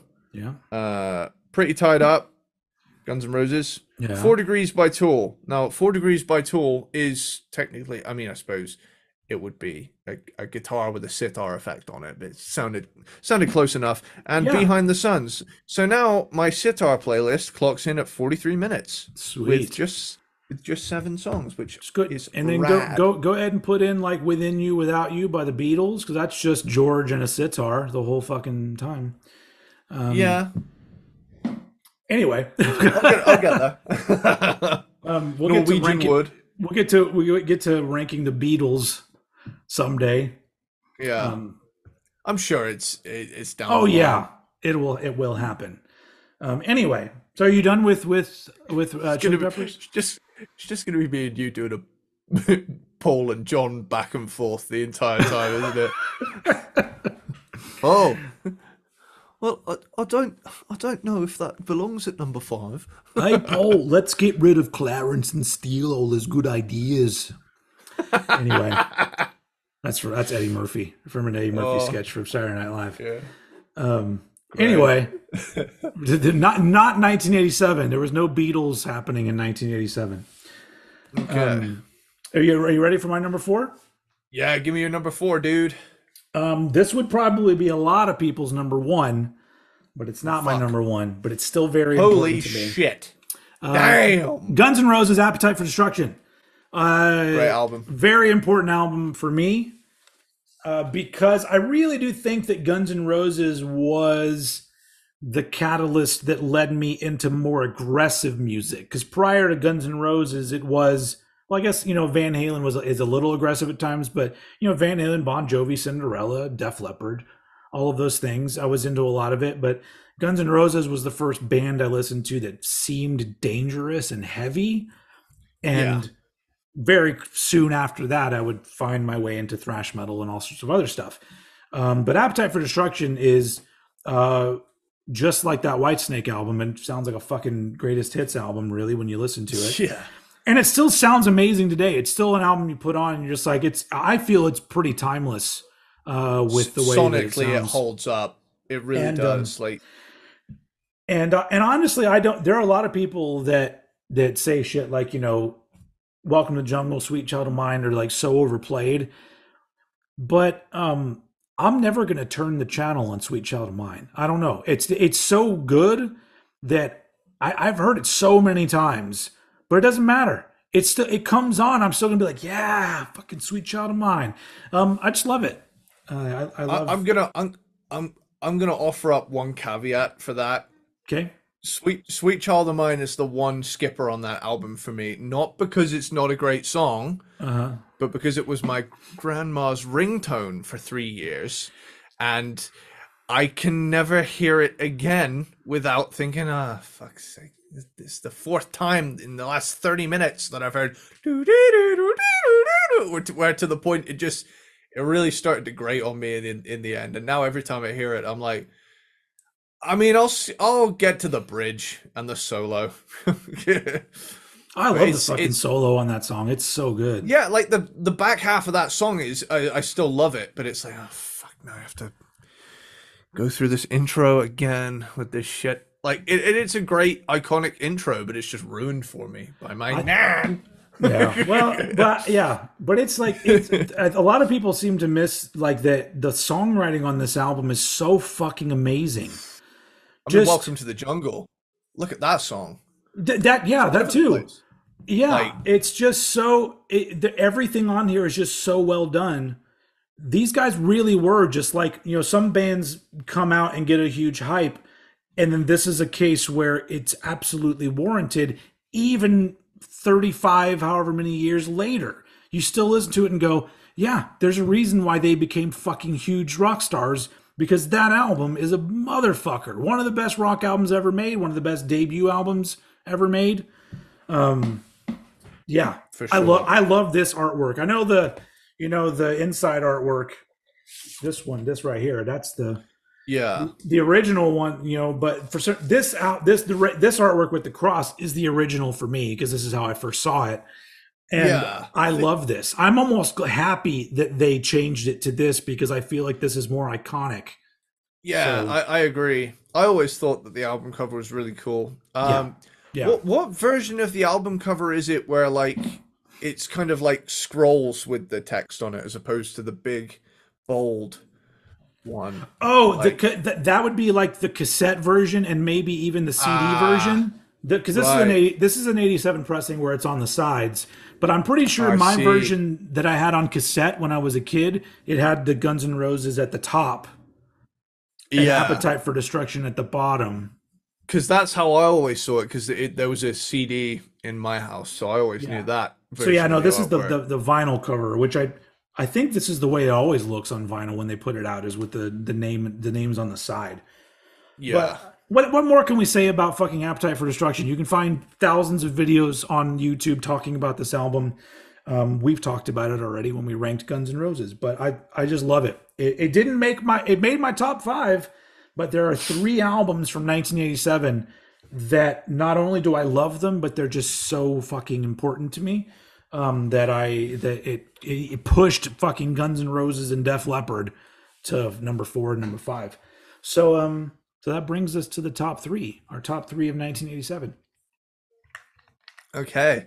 So this is my wild card kind of pick, where this is a deep cut album, and it has such a sentimental value to me that Okay. I have to include it. All right. And I've gone for Fireworks by Bonfire, the German glam metal band, and it's Okay. like it really shaped what I loved about the 80s metal, like the 80s glam stuff. Yeah. It's like it's like 80s montage glam, and There's, it's awesome. I don't, yeah, because I don't, right offhand, I don't know the album, but I know that there's a video that was on Headbangers Ball. I think it was Bonfire, where like, it's like one of those videos where like the girl's not allowed to be into rock and roll and she goes to her room and she's like all of a sudden becomes a rock and roll person, and it's one of the songs off that album, I think, is what I'm, it might Really? be it. It might be it. Yeah, cuz this album is just me circa 2015 in a Yeah. nutshell. Like it was What's the name of the album again? Fireworks Okay, by Bonfire. Bonfire. And I mean, there were days when this album, like my parents had gone off on a little like holiday, and they walked into a record shop and tried to find the most me album they could find, which was nice of them. And they took one look at like the rear cover or the insert, and they were like, yeah, okay, this is coming home with us. Yeah. And I shit you not, dude, the I mean, there's so much good stuff here. It's like when I say it's like 80s montage glam, it's like Ready for Reaction, Champion, uh Fantasy. I mean, these are all like training montage levels of Yeah. killer. And like, yeah, it's cheesy and yeah, it's over the top, like major key choruses, but you know Yeah. what? It got me out. It gets you out of bed and ready to pump some fucking iron. You Okay, so trying to no, find never mind. that video? It's not this band, but the video I believe was for Sweet Obsession. Oh yeah, sweet obsession, can't get enough. So I it's not do it's not magic the band that every I was time thinking I of, but I do remember that video Mm, being featured on Headbangers Ball. Well, I mean, I yeah, don't remember it. I wasn't watching it at the time, but on the ones I have, the episodes I have, I think it's on there a couple times. yeah. This album is a thoroughly enjoyable listen, and when you get around to listening to it, just imagine me ripped as fuck in place of Sylvester Stallone in Rocky Four doing all the training shit. Yeah. Listen to Champion and try to come away from that not feeling pumped as fuck. Like Yeah, that song rules. I'll have to go Here listen to I stand on my feet again. listening Don't you to know that I'm a champion? Yeah. It's like, There are some albums that listening to them kind of thinking about you, it makes them more entertaining. Like I've got more into really? out of this world by Europe. That's No one way. where I just imagine you rocking out to songs on that, and I go, all right, because I didn't like that album that much to begin with, but now I'm Yeah. all like, never mind, it's fucking good, it's fun. That album has the most buttery, smooth lead guitar tone of the 80s. I'm Yeah. putting my hands down and saying right out of the gate, Key Marcello, whatever he's called, had a great guitar tone on that album. Speaking of amazing guitar and an album that didn't make my top 10, well, maybe I'll wait to see if if it made yours, because it wouldn't, if it made it into the top two, I wouldn't be surprised, and also would be surprised at the same time. We'll talk about it when we get to the end. Okay. Well, give me like the first couple letters, and I'll be able to tell. Yeah, if The band name starts with a W. White Lion Yeah. didn't make it, but again, it's like it's a 11 or 12 situation. Pride is a great fucking album. It was on my list too, but didn't make my top 10. But that's one where the fucking guitar work on that album and the way the guitar Oh, sounds on the solos, it's Vito Bratta, isn't it? some of the greatest sound, just like guitar, that like it doesn't even Yeah, matter what the fucking song is. Like the yeah, solo will start and I'll go, oh my god, it just sounds so like he's a fucking robot or something. It just sounds so fucking perfect the way everything is played. Every little yeah, bend and every little flourish and all of that stuff. I'm just like, man, that dude was fucking incredible. I mean, I'm yeah, sure he still is. I think he's still alive, but you know. But yeah, that did yeah. not make my top 10. That's a great fucking album. Hungry, hungry for your love. Yeah. That's another one where like a lot of the songs could be like training montage tracks. But yeah, that's Tell my number three. Tell Me is one of my favorite songs of the 80s by White Lion. Baby, all through the Mi- night, that you never Good old let you Mike go. Tramp, sexy fucker. All right, so cool. Bonfire with Fireworks as your number three. I'm going to go completely opposite with my number three. Ignorance by Yes. Sacred Reich is my number three. Sacred Reich are one of my favorite bands, but just I something about this album because it's almost like they were they sound like Sacred Reich because it's got Phil Rind on vocals, but there's so much of it where I'm like they so loved Slayer. and Yeah, but it yeah, was almost like they were like we're like a political and social Slayer. We're not going to sing about the devil and stuff. yeah, And for some reason, that combination of things of Phil Rind's voice with this ultra the most aggressive their music would ever be, with the lyrical content, everything all together. I'm just like it's just so fucking great. And and honestly, this is like if you talk about thrash metal, and not only that metal, let's just say metal. I kind of figured out why I don't fit in with a good number of people who consider themselves metalheads. And I Hmm. realize it's because of my entry point into metal and what I perceived as metal. Because I didn't get introduced. Did you have a spill? Oh yeah, it Oh, was your. there's a coaster stuck to the bottom of my Oh, glass. It um, looks like a vinyl. I didn't. Oh, those are cool. I'm gonna get some of those. Yeah. So I didn't get introduced to metal with dragons and wizards Yeah. or demons and Satan. I got introduced to it with we write songs about global warming. We write songs about starving people overseas. We write songs about how war is fucked up. We write all of those things. Metallica, all of these bands. So to me, that has always been kind of when I think of metal, I think of this. Whereas somebody else is like, no, you think of metal, you think of a shirtless man holding a sword in the air and there's a dragon over here in the corner. And I'm like, that's not fucking metal. That's a fucking cosplay bullshit. So it's like, and I've never been able to really get into a lot of that sword and sorcery kind of shit, which is why I'm not into power metal.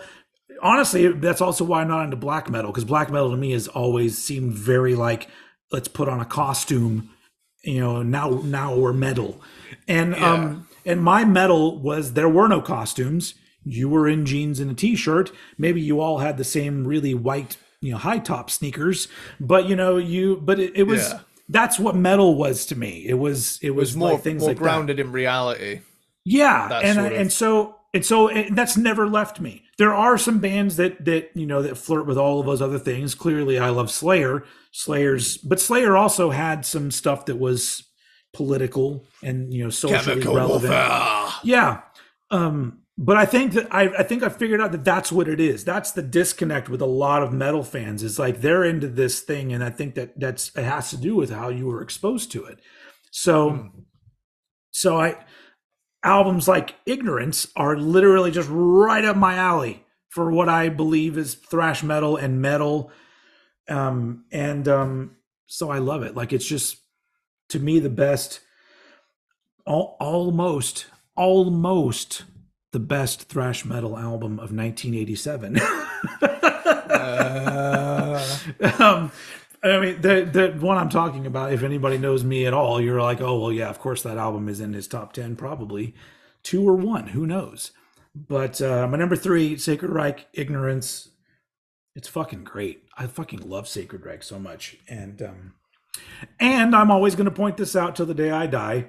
A couple times ago when I saw Sacred Reich, Phil Rinn dedicated Death Squad to Old Head. And Yep. And you heard 2 people in the crowd go, woo! Everybody else is like, old what? But it was a very nice moment. I think he said old bread. Phil loves old bread. Anyway, yeah. Sacred Reich, Ignorance is my number 3. Oh, man. I saw them at Bloodstock and they fucking brought it. Yeah. Absolutely killer. Yeah, still a killer band. Yeah. Oh, and to the guy who saw me at Bloodstock, hi. How you doing? Yeah. You got recognized. I know. I wish they'd come and said hi. I've been waiting to be recognized in public for my work. I went to that big ass fucking Metallica show in a stadium and even wore a hat that said Old Head, and nobody fucking recognized me. It's like 13,000 subscribers, still pretty small potatoes. Hey, well, the real ones know. Who knows? They might have all knew who you were, but they were too shy. Yeah, they were too shy. They were too shy. Yeah. Too shy. Yeah. Oh, dude. Where are we at? We're at top 2. Yeah. Top 2. Top 2. My number 2, 1987 album is Appetite for Destruction by Guns N' Roses. Nice. Over the years, I've every time I go back to this album, I'm just met with the same level of holy fuck, this is good. Just every single song is just killer. Yep. And even if I can't listen to Sweet Child of Mine unless I'm listening to the album all in one go. You should just listen to the radio edit of it, because it literally goes from the little intro right into the first verse. It's like it skips through like a whole bunch of shit. Oh, thank God. Okay, so yeah, where are we at? So we've got, wow, man, they were still releasing singles into 1989. That just shows how much demand there was for this album. You don't really get that anymore, where you'll bring an album out and then 2 years later they drop another single from it. Shit, fucking Use Your Illusion. They were still dropping singles in 1993 from that album. Wow. It's wild. I mean, so, oh wow, I didn't know this. The first single from the album was It's So Easy / Mr. Brownstone. So that was the first single from it, dropped June 15th, 1987.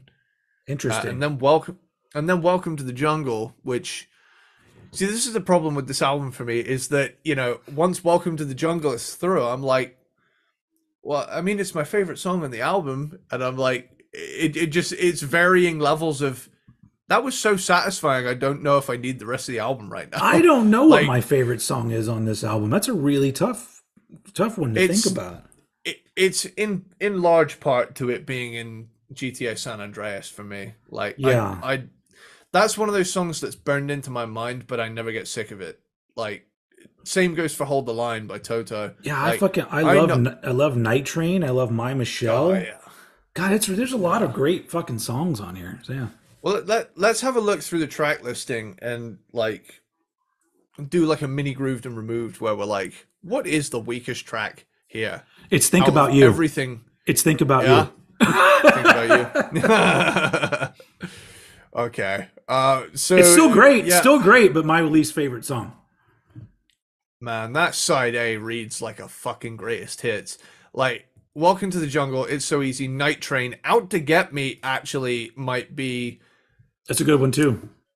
it's for me, my favorite track off of this album is either Welcome to the Jungle or Out to Get Me. But because Welcome to the Jungle is so well written, I'm gonna give it the top spot. Yeah. I mean, Mr. Brownstone, Paradise Yep. City, My Michelle. I mean, even Think About You's a great song. I agree. You know, that Sweet Child of Mine. You're fucking crazy, crazy. Anything Goes and Rocket Queen. This is just 54 minutes of classic material. Maybe Anything Goes is the worst one on the album. I don't know. That might be it. I mean, it's just so good, man. I mean, wow. Like, even the review scores, all music positive, Drown in Sound, like all of the stars. Kerrang! 5 stars, Rolling Stone 4.5 stars. Oh, come on, Rolling Stone. Yeah, these Rolling Stone are assholes, man. I mean, it's just so great. It's just such great stuff. I mean, I'm just looking at all this material, and it's just like, yep, everything. The planets aligned, the stars really aligned with this album, and it changed the game in a sense that it didn't necessarily kill hair metal, but it certainly kicked it into a darker era where it started to show its ugly side. Yeah. Gone were the neon pinks of the Theater of Pain era, and well, for some groups, yes. Other groups, other groups continued, and some got even more flamboyant at times. But yeah, it definitely split down the middle, though, didn't it? With this album, there was a big movement of Guns N' Roses copycat kind of bands where they were like, oh yeah, we've got big hair too, but we don't wash it. Yeah.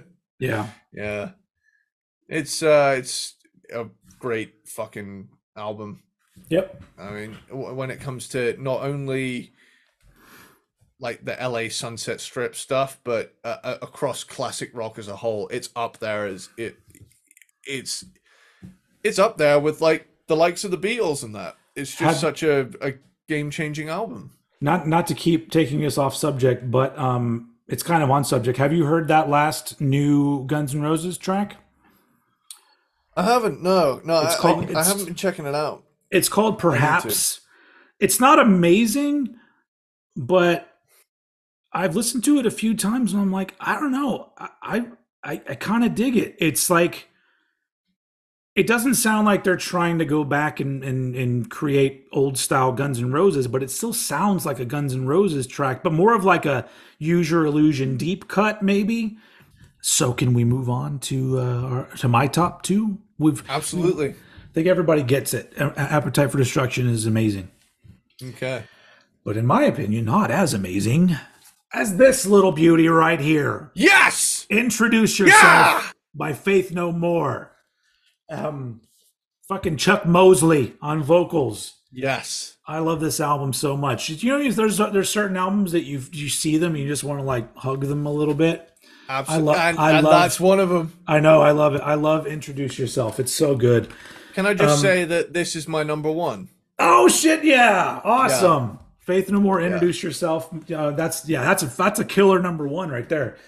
Um so I'm a Faith No More fan, like full stop. I don't have to say there's one era that I love more than the other, because it's really tough for me, because I was introduced to Faith No More through The Real Thing. And Angel Dust is one of my favorite albums of all time. But at the same time, Introduce Yourself is, I love it so much. It's really yeah. like those three, Real Thing, Introduce Yourself, Angel Dust, all of those, you could put them right next to each other. That's a And trilogy right there. and Angel Dust is just slightly above. Honestly, I think I would probably put Introduce Yourself above The Real Thing in personal opinion. Wow. Um, Okay. but I just, because I love the combination of the music they were making with Chuck's, like there's nobody did the kind of shit. He's still, what the fuck was he even doing? Did he even know? Probably not. Yeah. But Yeah. but I just love Yeah. it. It's just so much fun, and it's got that Faith No More sound that they would Mhm. continue in, with The Real Thing for sure. Um, but it's just got this. It's like that Chili Peppers album, where I'm just like, nobody fucking sounded like Faith No More, Yeah. and and just the combination of, like, the sort of funky grooviness of it all, with with Jim's guitar work on top of it, giving a little bit of a metal edge at times, and then you've got Chuck, who just is literally he's his own entity on the whole thing. But I just love it. I just, yeah, I don't know. It really is one of those albums that it really bums me out when people shit on this era of Faith No More, because I'm just like, but it's so good. Like, what are you hear? What am I hearing that's different from what you're hearing? Because it's, sure, he doesn't sing the way Mike Patton sings, but we have all that Mike Patton stuff. This is early stages. Well, I mean, Faith No More had already been going for a while at that point, but um, Yeah. just it's just one of those really unique and very enjoyable albums, and so it had to go at number two for me. And it's your number one. It is my number one, and I adore this album. Like, Mm-hmm. and it's one of those that I came to later because the Chuck Mosley stuff wasn't included in the album pack that I got of Faith No More. Yeah, It starts with The Real Thing. It then has Live at Brixton, Angel Dust, King for a Day, and then Ashes to Ashes. So, sorry, Album of the Year. Sorry, album of the year, that's the album that has Ashes to Ashes on it. Sorry, which is probably my favorite song on the album. But yeah, yeah, yeah, and like for me, this is where the Mosley era came into its own. Like yeah, the first album is really good. yeah, Um I would give We Care a Lot a 4 out of 5. This is a 5 yeah, because like We Care a Lot is still very clearly we're doing our own thing, but it's very clear we like new wave and post punk, and they're still figuring it out. They've got the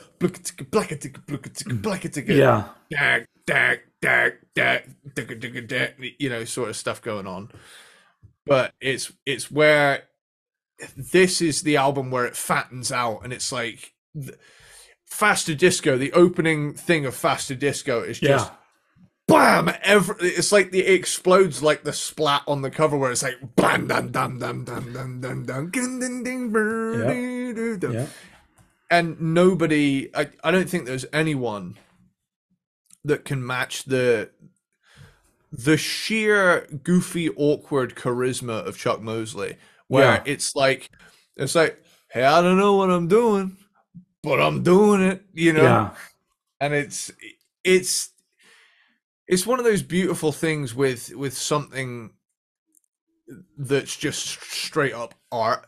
Like this album is art, and it's I'm hyping this up. It's yeah. yeah, it's just It's so good, man. Like all of these tracks, Faster Disco and Song, Introduce Yourself, Chinese Arithmetic, man. Like, Hmm. was anyone getting a drum sound as good as Chinese Arithmetic in 1987? Like, Oh, I'm a huge fan of the 80s drum sound, and I'm unapologetic for it. I yeah. love a big stadium, ridiculous, unrealistic snare as much as the next guy, but if you're coming from a punchiness standpoint, Chinese Arithmetic, man. Like, Is it? And honestly, when it comes to Mike Borden as a drummer, I can't think of a drummer that does the sort of plaka plunka style beats any better than he does it. It's nah, he like is the guy. it sounds perfect when he does that shit. Yeah. I don't know. He's a great drummer. Podcast Croissant refers to that beat as the booger dagger. Um, and I just thought I'd give them a little bit of love because I love their podcast. It's Yeah. great. Um, but I mean, the re-recorded "We Care a Lot." You got Death March, R and Mm. R. I love R&R R and fucking R. rules. Yeah. Yeah. The Crab song. Yeah. Yeah. This is a sad, sad song. Do you know what sad is? Sad is like this.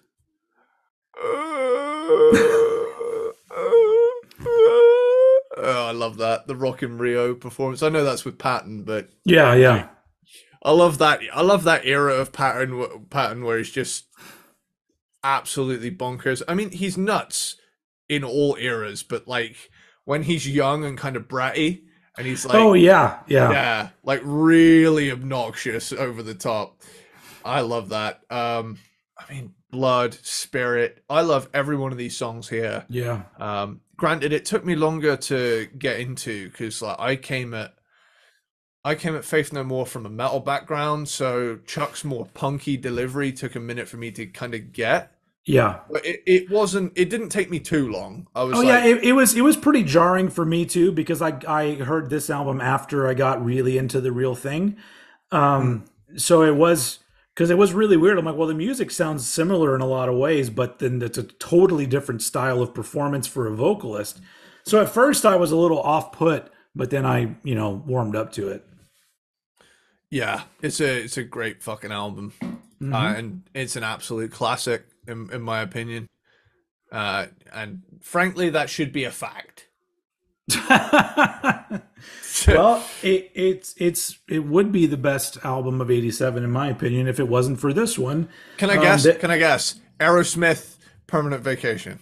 that didn't make my top 10, but I love Permanent Vacation. I had to leave that one off.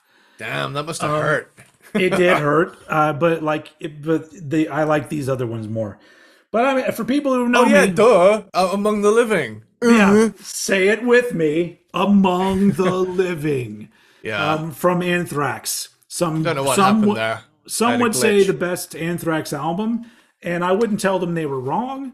But I would say it's not my favorite Anthrax album, but it is my favorite album of 1987. Mm. It's just a fucking thrash classic, and it's them doing what they did so well at that point in their careers, where it was just this fast, fun, energetic thrash metal with a vocalist that sounded different than a lot of the other thrash metal bands because you had Joey, Yeah. who was a good singer. I just love the combination of everything that they did, and ever since I mean, they were my first. Technically, I would say they were the first metal band I ever got into because I don't remember being into anything that would be classified as metal until I got State of Euphoria in early 1990. Mm. Or maybe it was late 89 even. Fuck, I don't remember. But either way, it was they became a band very much like Metallica would be right afterwards, where because of the music and their image and them on the home videos that they put out, they became a band that not only did I love their music, but I was like, oh, I just want to go fucking hang out with these guys. So it Yeah. was almost like dudes that I wanted to be my best friends who also happened to make some of the best fucking music I'd ever heard in my entire life. And so that's pretty much been my relationship with Anthrax ever since, where I just fucking love everything about them. And Among the Living is just a stone cold classic of 80s thrash. And yeah. I don't really know what I mean. I feel like I've talked about Among the Living a lot on my channel, and so I don't think I need to really go into it. It's a classic, or if you're, I don't know if it would be the right way to get into Anthrax, because I don't think the production is as good on their next few albums, but it's got all sorts of classic songs. I mean, you fucking Among the Living, Caught in a Mosh, I'm the Law. They're all fucking classics. And then you have Imitation of Life, which at the time was the fastest song I had ever fucking heard in my life when I heard this album. Yeah. Still one of the fastest songs that I can think of. It's a fucking crazy. Yeah. So yeah, that's my number one, Among the Living from Anthrax, which is a surprise to absolutely no one probably. But yeah, trust me, the hold on, let me see if I can still see if I still have my list. Okay, so here I'm gonna go really quick down this list. Here are albums that were left off of my top 10. You ready? Okay. Yeah. All right. They're not in any particular order. They were just in my list. The Ultra Violence by Death Angel. Nice. Crossover by DRI. Nice. Faster Pussycat's self-titled album. Nice. Join the Army by Suicidal Tendencies. Nice. Kick by NXS. It doesn't quite. I loved that album as a kid, and I think it's still a fucking amazing album. Paid in Full by Eric B. and Rakim. Nice. Permanent Vacation by Aerosmith. Pride from White Lion. Rhyme Pays by Ice-T. Split Image by Excel. Worship Me or Die by The Great Cat. Holy shit. I mean, I love that album, and it's like, well, it didn't make it. Her weird ass bullshit didn't make it. Yo Bum Rush the Show by Public Enemy didn't make my top 10. Scum by Napalm Death. Schizophrenia by Sepultura. And then Terror and Submission by Holy Terror. None of those made it. Like, that's just those alone, that's a top 10 right there, or a top whatever. Yeah. And I had to leave all those out because all of these albums that I talked about hold so much fucking weight in my heart and my brain that I just said, yeah, I love you, Aerosmith, but Permanent Vacation isn't really your finest hour. You know, it's got some big hits on it, but overall, I'll take Pump over that album any day. So yeah, nice. that's what I was working with, all of that shit. Yeah. You know, not even beginning to mention some of the classics you brought up as well. So shit. So that's it. Bad Animals by Heart is one that would have made it. Yeah. Yep. That'll be an interesting one when we get to eventually we're going to do a Heart cranked and ranked. And I don't think I've ever listened to an entire Heart album all the way through. So that'll be really cool because I do like a whole lot of Heart songs from the 70s and the 80s. So it's going to be, you know, one of those things where it's going to be, I finally get to know that band. So that'll be fun. And we finally get to talk about my number one 80s crush. Oh, yeah. I think everybody knows. It's Anne. Yeah. Anne Wilson. Yeah, Anne Wilson. Anyway, so, sorry. I think we finally reached the end. Yeah, I think it's been an over 2 hour episode, and I hope you enjoyed it. Go ahead. I was going to say this has been such a long running episode that the end counter has had to extend on Logic Pro for me. like this is the longest I've ever used this Logic project for. So this will be a chunky file to transfer over to you. Wow. Okay. Well, that's behind the scenes action right there. But for those of you who are listening and watching the finished product, Peanut Butter Platypus, thank you for being here and lasting through this whole thing. It's good that we're giving them a big chunky episode because we will be taking next week off. Yeah. But I was just going to say, if you want it to sting a little less, you could listen to this album in two. You can listen to this in two halves. You can But they're already at the end now. They don't know that. Well, it sucks to be them. We've done so many episodes. There has to be an episode that you guys have missed. Yeah, absolutely. So we have quite the discography at this point. fuck yeah, there's so much content that like we've put out there, not only on. I was listening before the helmet episode. Oh shit, those are the OGs. But no, even on like in the podcast, like I was like, there's so many podcast episodes, and we still don't get paid for that shit. Anyway, sponsors, just send me an email and we'll work something out. I'll sell your wallets or whatever it is.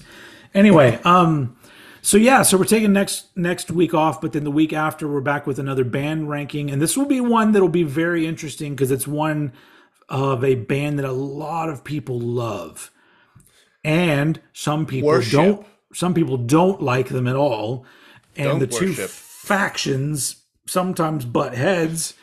And to be fair, some of their fans are complete tools. Woo! Good night, everybody.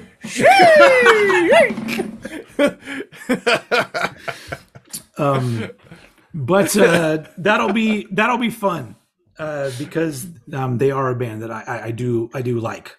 And a couple of their albums I absolutely love. So that'll be when we come back in 2 weeks.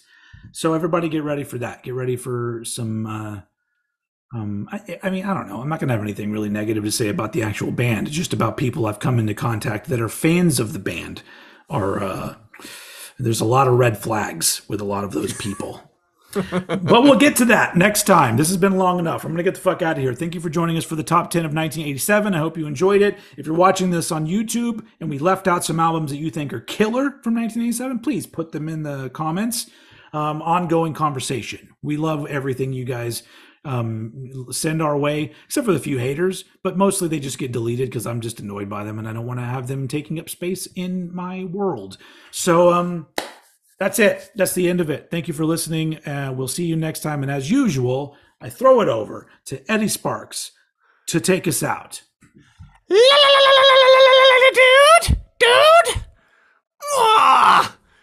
I want to watch you spew!